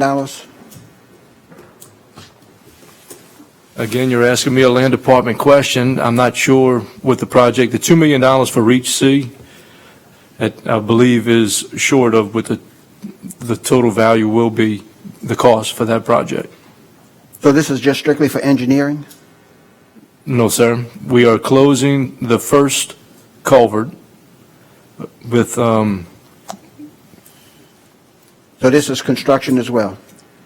the first culvert only, and inspection is part of that. They have to go and clean the culverts, video them, inspect it, make sure that the closure is approved by the Corps of Engineers, and then later on, we're going to come back and close or fill the culvert. The first one, we've been working at this for probably 5 years. So, Mr. Lapine, when the question comes up as to priorities and levee work, is this a priority of the administration to get this passed? Mr. Russo, if we have some more, we can defer it and try to get the right answers for you. No, I'm just asking if this is a priority for you. I'm willing to vote for it. It's a priority. Everything's priority. Okay. Absolutely. Yeah, my issue is we're taking $250,000 from a West Bank levee project when we're in need of a lot more West Bank levee projects to put into a project, as Mr. France said, could possibly be done, and I agree with that, maybe in-house and save some funds. We've been looking at this thing, like you said, for 5 years, and it's kind of like spinning our wheels, but now we're just going to take money from, Rob Peter to pay Paul. As much as Mr. Bartholomew likes the East Bank, and I do as well, I like the West Bank, and I would hope he likes the West Bank as much as I do as well. But, I mean, we have a lot of projects on the West Bank, too, that levee improvements need to be done. So, I would like to see more investigation, like Mr. LaFrance said, into possibly doing this thing in-house. I'm just saying in-house. You asked the question. We can actually agree sometimes on some things. And I'm agreeing with you that. I'm going to support him on that. And We'll be on the East Bank. We'll be on the East Bank soon, and we look forward to y'all assisting us with this. When you walk into the culverts and you see the eyes looking back at you, well, yo, come on, you're welcome to join us. I'll come with you. Come on. We could use all the help right now we can get. And I'm gonna close it with this, and then I'll turn it over to Mr. Blank. But glad Mr. Russo did ask Mr. Lapine the question. What's the priority? Because I think there's going to be some tough questions from the residents, as Mr. Dugas educated me on the location along the Hero Drop Log Canal and Mississippi River Levee, as to what actually is the priorities. That's the job you ran for, and I guess you have to prioritize the best way you feel free to do so. With that, I'm done, Mr. Blank. Sure. You got to have to come up to the audience, Mr. But Mr. Blank has the floor. Sure. So, Ken, could you talk a little bit about how the East Bank levees protect the west side of the river due to hurricanes spinning counterclockwise? And also the consequences of not getting this work done. This is the first of, I believe, 9 culverts that need to be filled for the Reach C to be accredited by the Corps so we can get back into our insurance ratings for the East Bank. It was taken out the system when these culverts were discovered, and this was mandated by the Corps of Engineers.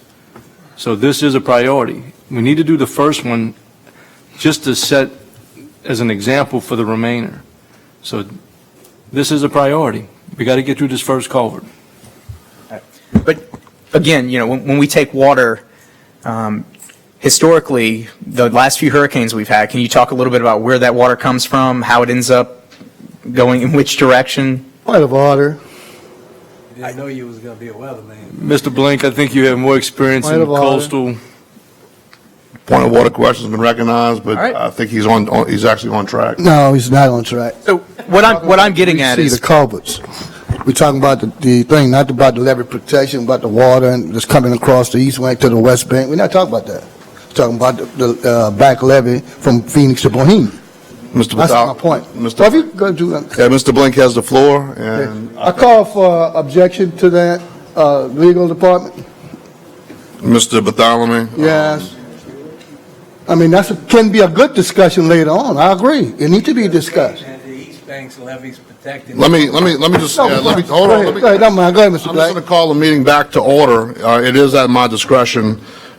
Is that your discretion? Yes, it Also, is at my by, opinion, you have the right by to chapter- have your question Yes, challenged. sir. By Chapter 3, Rule 10.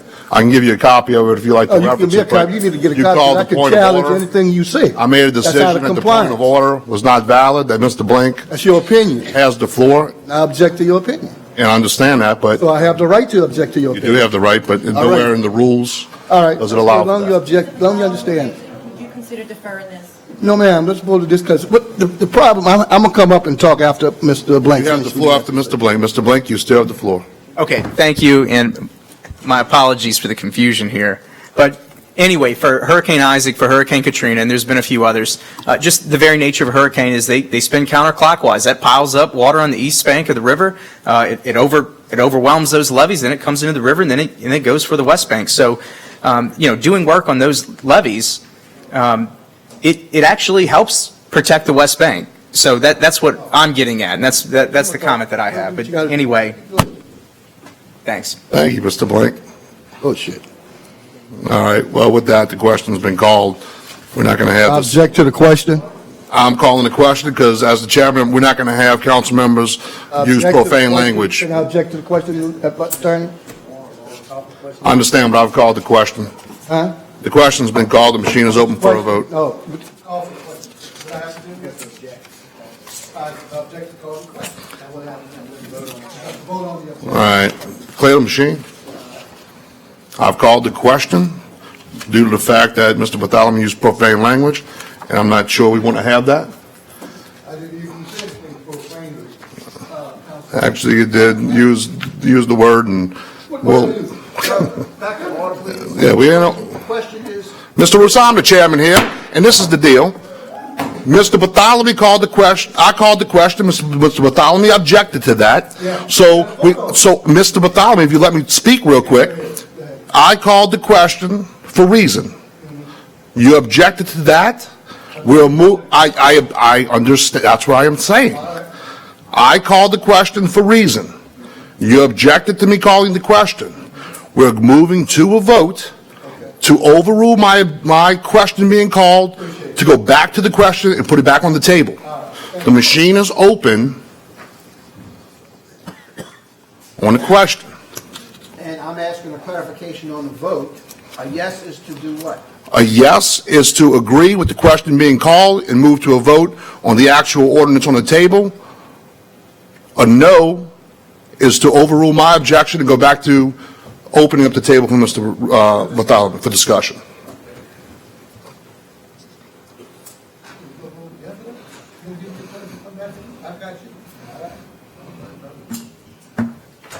All right. The question's back on the table. Mr. Bartholomew, you have the floor.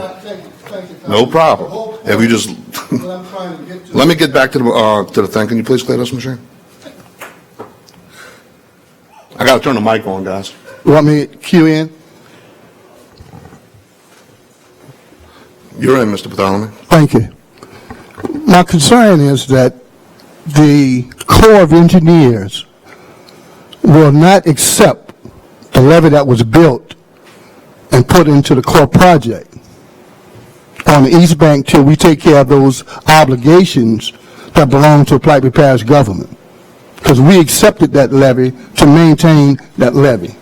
And part of the problem is that over the years we have accumulated so much money from Grand Prairie Levee District that's far to maintain it, but we don't have the money because we put it in general fund.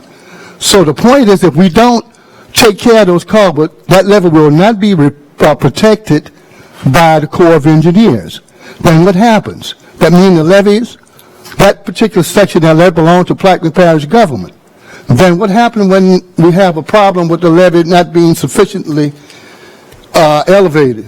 That means the parish government going to be sued over a period of time. So because we didn't fulfill the obligation that needed to be fulfilled at the request of the Corps of Engineers. And to me, I don't think we need to put ourselves in that posture. And that's all we're trying to do, just get this thing that's done. Then the other aspect of this whole scenario thing came back when Congressman Vitter, Senator Vitter, appropriated money for the non-federal levies and the federal levies on the west and east bank of the Mississippi.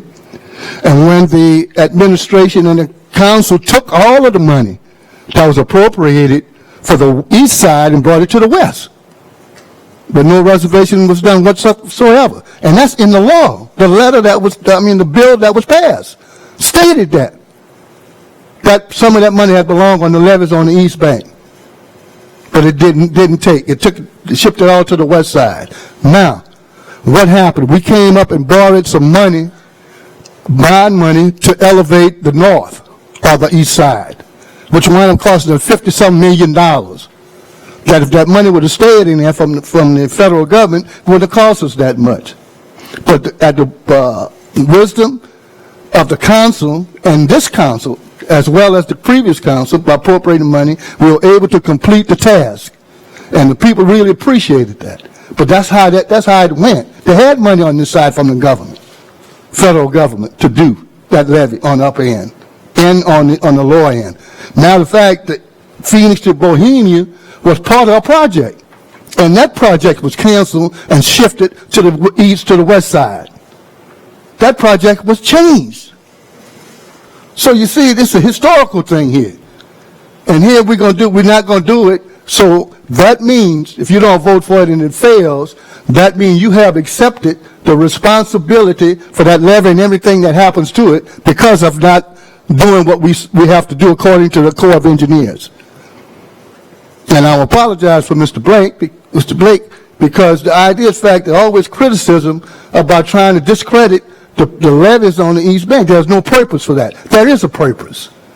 There is a purpose for the levees on the east side. And we are a protecting agency of protection for the Mississippi River, New Orleans, St. Bernard, and the west bank of Plaquemine Parish, because we deal with the broader impact of the storms. Because if that water go up that Mississippi, New Orleans go flood. And that water build up enough to go across the Mississippi River and impact the west bank of Plaquemine Parish. So all those things are there. And if we need to just understand what is our priorities here. We need to understand that and not be self-centered about certain issues about our own self. And this is Plaquemine Parish as a whole. It's not one side or east side or west side. It's a whole. Now, you want to separate it? Put it on the agenda and vote to separate the east from the west. That's all I have, Mr. Chairman. Thank you so much. No worries. Mr. Kaganovich. I'm just saying you're welcome because you took a bunch of money from my district a few years ago for that levy, so.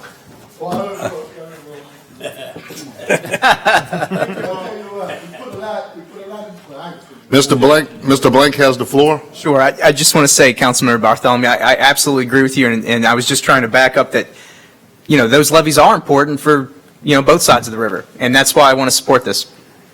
And I just wanted to paint that picture for folks that may be coming at me later on, oh, you took money from over here to put over there, whereas it is a system, water doesn't care. We just need functioning levees. Mr. Lawrence. Yes, Warren Lawrence, Myrtle Grove. Just a comment that was asked of what material these culverts would be of, and I think the answer said whatever the Corps allows. And give you a warning, when they did the new pumping station in Myrtle Grove, they put in galvanized steel culverts in a saltwater zone. So if you plan on letting the Corps decide and you're going to maintain it after, God bless you. Thank you. Mr. Bartholomew? Question's been called. Machine is open.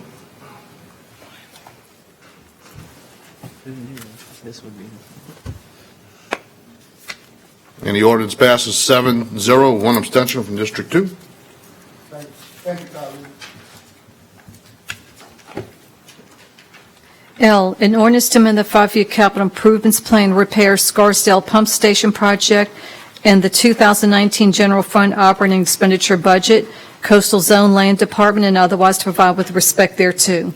Mr. Bartholomew? Offer with the amendment, passing out. Y'all have one? You need that? You want one? Y'all have one?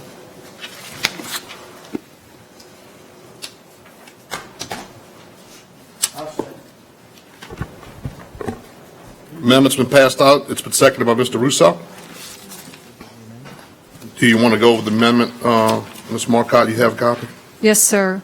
The changes are as follows. In the preamble, it's removing "and the 2019 general fund operating expenditure budget, coastal zone land department." So the preamble will now read, "An ordinance to amend the five-year capital improvements plan, repair Scarsdale Pump Station project, and otherwise to provide with respect thereto." The next is removing lines 7 and 8 totally, and removing Section 2, reading the 2019 general fund operating expenditure budget, coastal zone land department is amended by appropriating $50,000 for the flood protection and operation and maintenance project as follows. That's been completely removed, as well as the entire funding source, and changing Section 3 to Section 2. Let me just clarify, this change is not amendment. Mr. Chairman, Mr. Lupine? may we have amended one to look at? I'm sorry.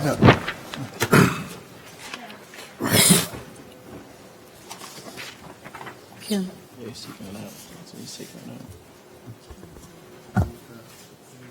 No, sir.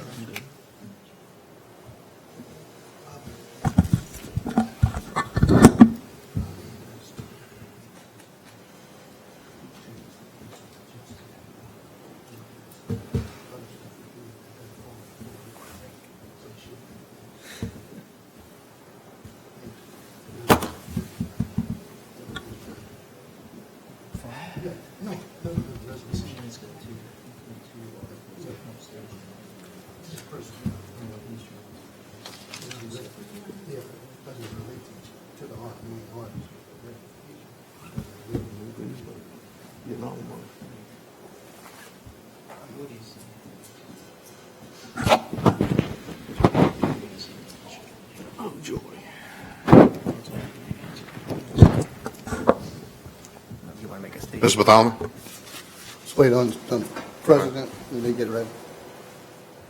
I'm ready to offer as is unless he has some amendments. It's off, and it's been seconded by Mr. Russo, as the changes have been seconded. The floor is on you, Mr. Lapine.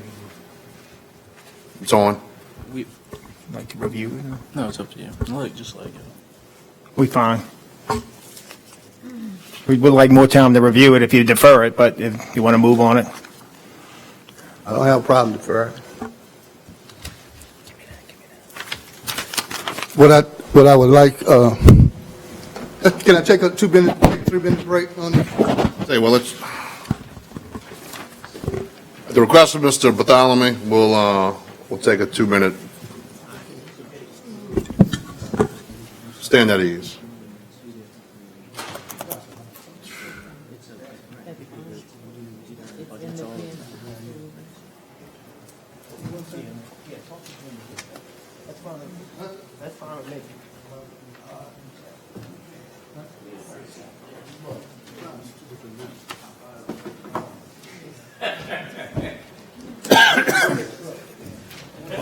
Oh, I'm sorry. Follow rules of order. I have it's simple, you know. Hit the thing or the key in. I would give everybody the respect to do it. But if you have 5 people talking at the same time, it's out of control. You know? I'm okay with the microphone being on. Thank you for acknowledging me. Y'all don't have one back there already? I got one.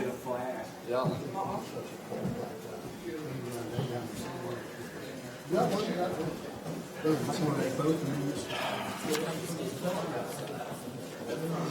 rain.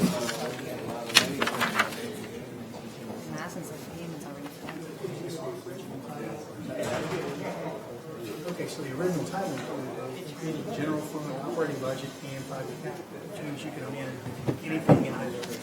I'm right behind the pavilion. We gotta walk through the pavilion and jump in my truck. So we ain't even gotta go underneath the, we don't even have to go, Bob said he fell asleep as the meeting over.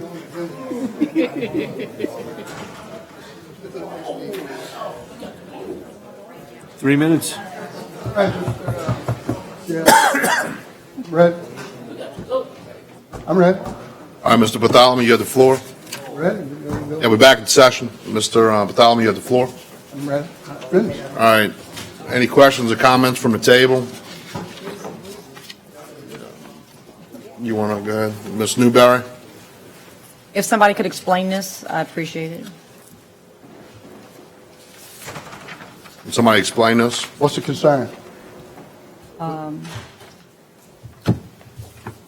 agree. I'll next work's explanation. What is it? Where's the 50? I was just taking, to do the repairs on the pump station, and that's where the 15,000 comes in, for the Scarsdale pump station. And come from, flood protection operating maintenance project funding for 2019. That's where it's coming out. Mr. Epley, is this your department? No, sir. It's Mr. Besser's department, he's not in. Y'all want, if you want, what's the pleasure, y'all want to go back to the original? We don't see, my understanding is that Mr. Bartholomew amended it because he sees the ordinance as two objects, and legally, I don't see why that's a problem. It's a budgetary item. What's that? Number what? When you throw up amendments and changes in the middle of a thing. Here you go.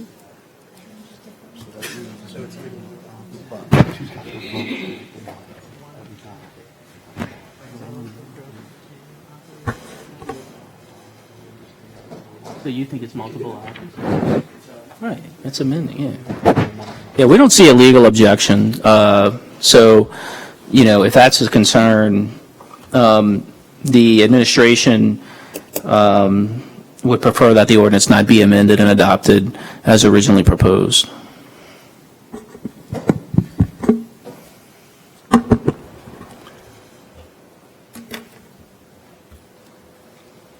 Mr. Bartholomew? Well, I have it as amended, so anybody want to change it, they have to do it. Mr. Russo, do you still wish to call the question? Yes, I'd like to move on. The question's been called. Machine is open.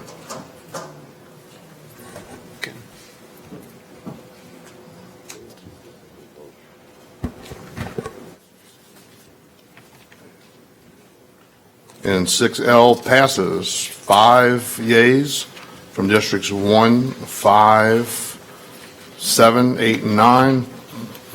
2 nays from 3 and 6, and 1 abstention from 2.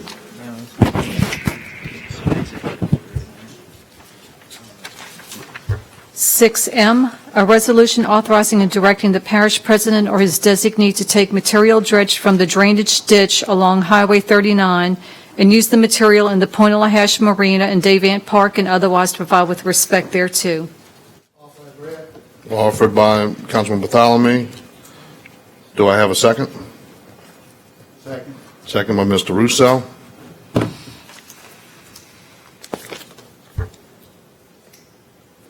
Mr. Bartholomew, any comments? Yes, sir, you go ahead. Thank you. What it is we've been digging out the drainage canal along Highway 39, and that mud is just sitting there. And there is a need for the mud at the Point-a-la-Hash Marina, which is owned by Plaquemine Parish government. And also, we need to have some soil down at the Davant Center, which is owned by the Plaquemine Parish government. So we're trying to displace the land, the dirt, in those areas that's owned by Plaquemine Parish, which is Plaquemine Parish dirt. That's all I'm asking. I have a question for Mr. Dugas, since Mr. Veshal's not here. Is this material that's come out of a ditch?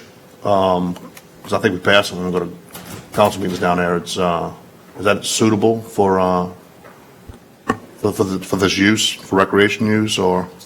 This is the first I'm hearing of this project. This must have been handled through heavy equipment in Councilman Bartholomew's office. I mean, I have, the dirt is just of drainage water that comes from the highway along our servitude, our drainage mains, ditches that drain into the canal. And the dirt and everything is built up from that and along the canal itself. The erosion of the canal is falling in. And we pick it up. We have to do something with it eventually, because it's along the highway. We're going to have to move it. We can't let it sit there. So my thing was just, instead of trying to bring dirt in those areas, while the dirt is there and available and free, it won't cost us anything, why not put it in those areas?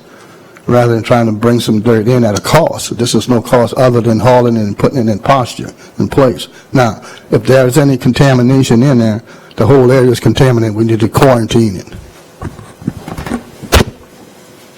Mr. Lapine, I guess that brings up a good question about contamination. Has the material been tested, number one? Number two is, why would we need a resolution to move it? Why wouldn't your department just say, here's waste material, move it where you need it, right? It's extra dirt, we could put it where we want. Yeah, all right, Mr. Blank. Just wanted to mention, I'd like to flag that we need to avoid any sort of wetland impacts. For instance, at Grand Bayou Village, there was some fill brought in during a few administrations back that filled in some marshy areas. We were on the hook for wetland mitigation, so we had to spend some money, and it took a lot of the parish staff's time.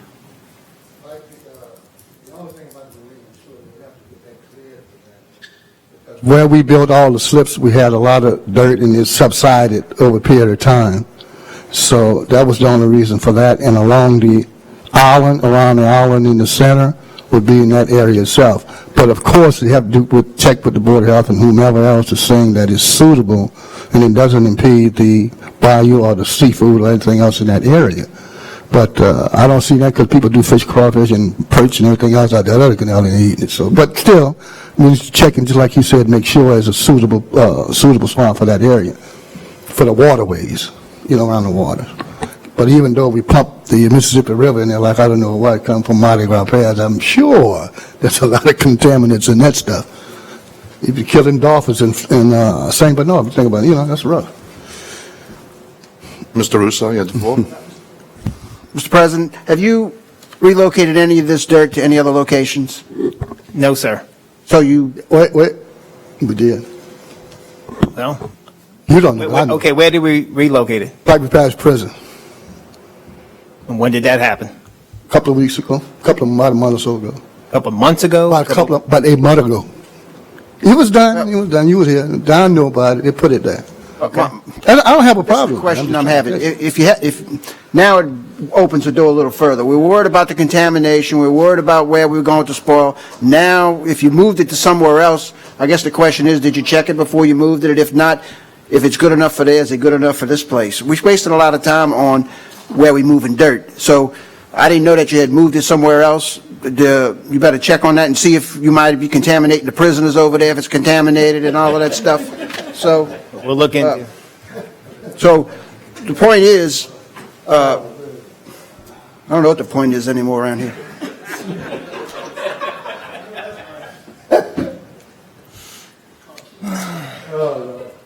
Mr. Bartholomew?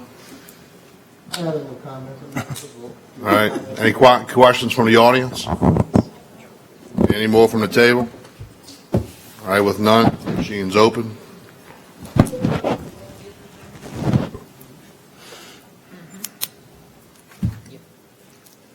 And it passes 7-0, one abstention from District 2. I guess N's going to be deferred. Did Mr. Gouy ask to have? Yeah, please. He has to be deferred. Has to be deferred? Yes. O, a resolution approving and authorizing Thomas J. Surpass, Finance Manager, to execute a Louisiana compliance questionnaire to Calder, Slavin and Company, LLC, and otherwise provide with respect thereto. I'll offer and ask for a second. Second by Mr. Blank.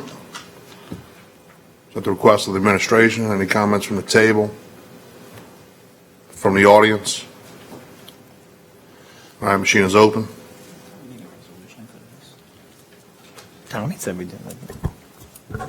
Passes 7-0 with one no vote, not a nay, but a no vote from Council District 1. If you please defer P and Q. My apologies for not getting into that earlier. Let's go to 7A1. A resolution expressing support of House Bill 335 to the 2019 Louisiana legislative session, which provides for food service establishments serving imported crawfish or shrimp to inform patrons of the country of origin of said seafood and otherwise provide with respect thereto. Mr. Blank. Yes, sir. This is in support of HB 335. What this is to have country of origin for seafood to be labeled, and when you go to a restaurant, I think this bill, showing our support for this bill, which has got a lot of traction in the House. So it was approved 99-0. It went from 5 co-authors to about 50 co-authors. So it's doing pretty well. It aims to achieve two things: to give people knowledge about what they're consuming for health, and also is going to help to promote Louisiana locally caught seafood. All right,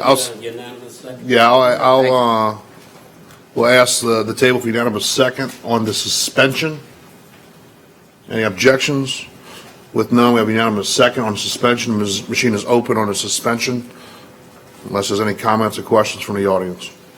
All right, with none, machine is open on the suspension. And the suspension passes 8-0. Mr. Blink, you want to offer as read? Mr. Blink offers as read. You want to do unanimous second on that offer? I'll ask any objections. With none, unanimous second. Any questions or comments from the table or from the audience? With none, on the ordinance itself, as read. Machine is open.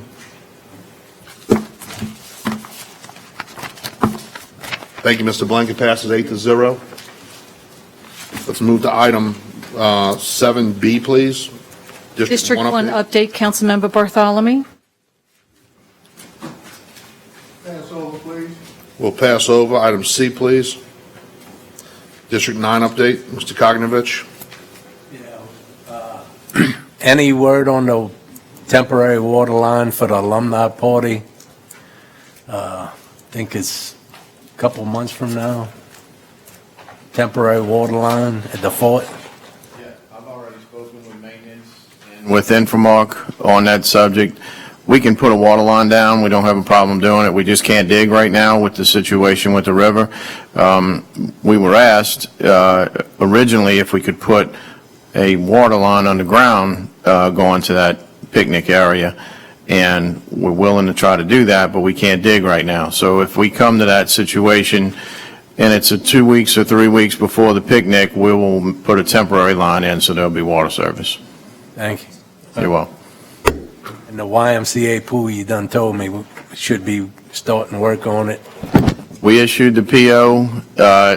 The contractor was supposed to call us sometime today with a date when he could get started working on the pavers down there at the pool. Thank you. The recycle bins, are we still doing those? And if we are, the one in Venice needs to be emptied. Yes, we are still bringing recyclables to Republic for recycling. I think in the last couple of months, we brought about 15 tons a month of recycling material. We're still working on setting up a recycle yard in Belchase, and then we'll have a recycle location at Solid Waste South, also in Home Place. We'll direct them to go get those recyclables from Inverness and get that taken care of. Thank you. Yes, sir. Got a call today from the owner of the Venice Marina. He said that if, Kirk, if you contact the state, there's emergency funds for dredging, because he's complaining about the high river. I think I did receive a call from a 6-5 number. They told me they will, and I'm going to call them back. All right. I don't know if you knew it, but next April, we're going to have the big reenactment again. Did you know that? Because it was news to me at the historical meeting when the Washington artillery guy showed up and said they was using the fort for reenactment for 3 days. And I asked him who did that, and it was a parish employee. And I said, well, if he does that and then gets you the money, I don't think we need to be up here anymore. It just employees could okay everything. That's the first I've heard of, Mr. Coggan. And then I don't see John here today, but the dredging of the Venice Marina. I know he said something about it, they needed more money, but do you know anything about? He's in Lafayette at SIPRA conference. So we can find out. All right. Dugas. Thank you. I can answer part of that. The original survey showed a quantity in a project that FEMA would allow. I think it's 1.5 million that FEMA was going to reimburse us for. However, once they did a pre-dredging survey, the quantity had ballooned up, I want to say somewhere around 80,000 cubic yards. So with that, it's going to need probably somewhere around $700,000 more if we want to do it the way the permit shows. Did they give a quote on dredging the boat harbor, or did they give a? This is for the whole area from the public side and the private side. So they gave us let's just use a number. They gave us a $10 quote. I'm going to dredge the boat harbor. So it shouldn't matter how much silt is in it. It shouldn't matter if it filled in all together. They gave us a quote of a certain price to dredge the boat harbor. The dredging's based on a cubic yard quantity, and I believe it was 150,000 cubic yards that was in the project originally, and FEMA acknowledged that. So we pushed the project forward based on that quantity, and when the pre-dredge survey came out, they found 80,000 more cubic yards. To do this right, we need to get to 80,000 cubic yards as well. The permit will allow us to dispose of the dredge material in a beneficial use. So we're recommending that we get the 700,000 from a coastal project to get this done. This is a one-shot, Habo. I know, but I just didn't know if they gave us a quote on a square footage boat harbor or the silt. Excuse me, I meant Mr. Konovich. That's all right. Mr. Blink. Sure. I use the Venice Harbor pretty regularly, and there's a few tugboats in there and a couple of fast, large crew boats, 120-footers. But I haven't seen anything that has a hard time getting in and out of there. I mean, is this extra dredging really needed?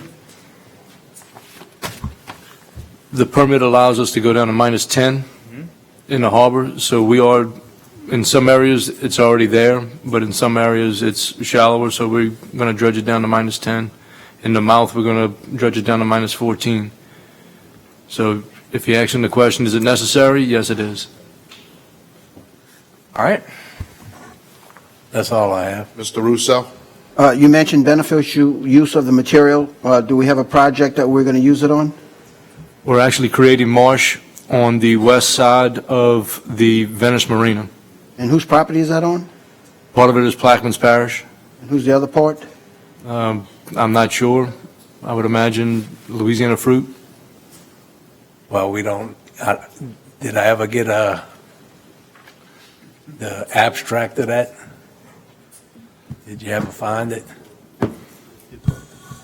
I haven't been able to locate it.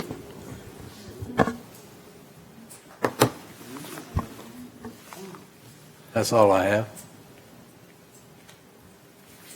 Item D, District 7 update. Mr. LaFrance. I want to thank the administration for fixing South Post South Community Center AC. Is anyone speaking to the contractors on Post Alpha Library. Are y'all meeting with anyone? Yes, we're handling that in the legal department. We actually have a meeting with the bonding company scheduled, I believe, next week. So the bonding company is aware of the situation, and we're going to try to get the project finished.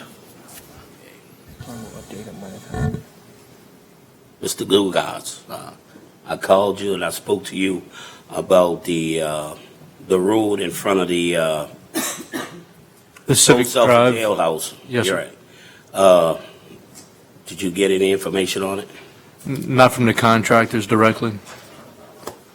There is a big hole in front of the jailhouse in Post Alpha. So you mean to tell me we didn't get a 3-year warranty on that road? That's it. That's all I have. Item E, Ms. Marcotte, you mind reading that out? An update on the investigation of limestone removed from Diamond Park, Councilmember Roussel. Mr. Russo? Yes, at the last meeting, you remember the discussion, and maybe you didn't remember because you weren't here, but we had a lot of discussion about where the limestone went and who got it and who moved it. And so I had asked for an investigation by the legal department to determine what was happening and also to file a police report. Have you done either of those? No, I don't have an update at this time. And have you filed a police report? No, I have not. Do you intend on filing a police report? If it comes to my attention that criminal activity take place, yes, I would file a police report. Have you investigated where the rock went? I have no update at this time. Would you like one? I'll sit with you at any time, and you can tell me whatever you like. Let me say this. This is a serious issue. There are enough pictures around here that everyone has as to where and who hauled and what went on. I would hope that this administration is not going to cover up the removal of those rocks. And I would hope that you would do a thorough investigation of the rocks and find out what happened and who did what. Now, having said that, I think that a police report on investigation should be pursued by the sheriff's office if you're not going to do it. And that was my comments at the last meeting, and I stand by those comments today. Thank you. I have one quick comment. Mr. Russo, if you're privy to information, I would just request, I don't mind hearing it, so if you could share with I'll be glad the to, rest of the Mr. Black. council. Thanks. I'll pass these pictures around. The first picture is the entrance to the park, which is a huge pothole. The second picture is I can't see. another huge pothole on the entrance to the park. The third picture is the hole that was dug by those removing the materials and left that behind. You want to enter this into the council secretary's record? I'm going to file it today. Okay. The next one is containers and heavy equipment hauling the rock away. The next one is a picture of a photograph of one of the trucks. Then the next one is a picture of what Mr. Lapine did after the request at the last council meeting was to close the road. And this is where someone has reported to me where a lot of the rock has gone. Anybody else down there like to see this? I would like to see it. All And right, here. Pass it around in a circle. And then at the end, there are other locations that have been reported of where the rock went.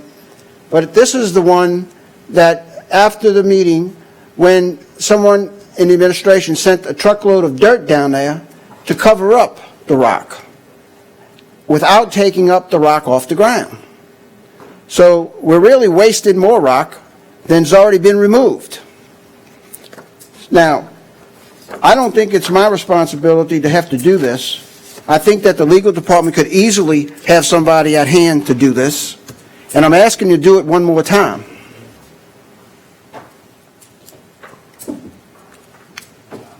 All right, thank you for sharing that, Mr. Russo. I think it's being passed around, Mr. Bartholomew. Any other comments or questions? Mr. Russo, you finished with your, any other comments or questions on Mr. Russo's item E? None from the audience? My only last comment is that at least when they took the rocks, they should have filled the potholes on the way out.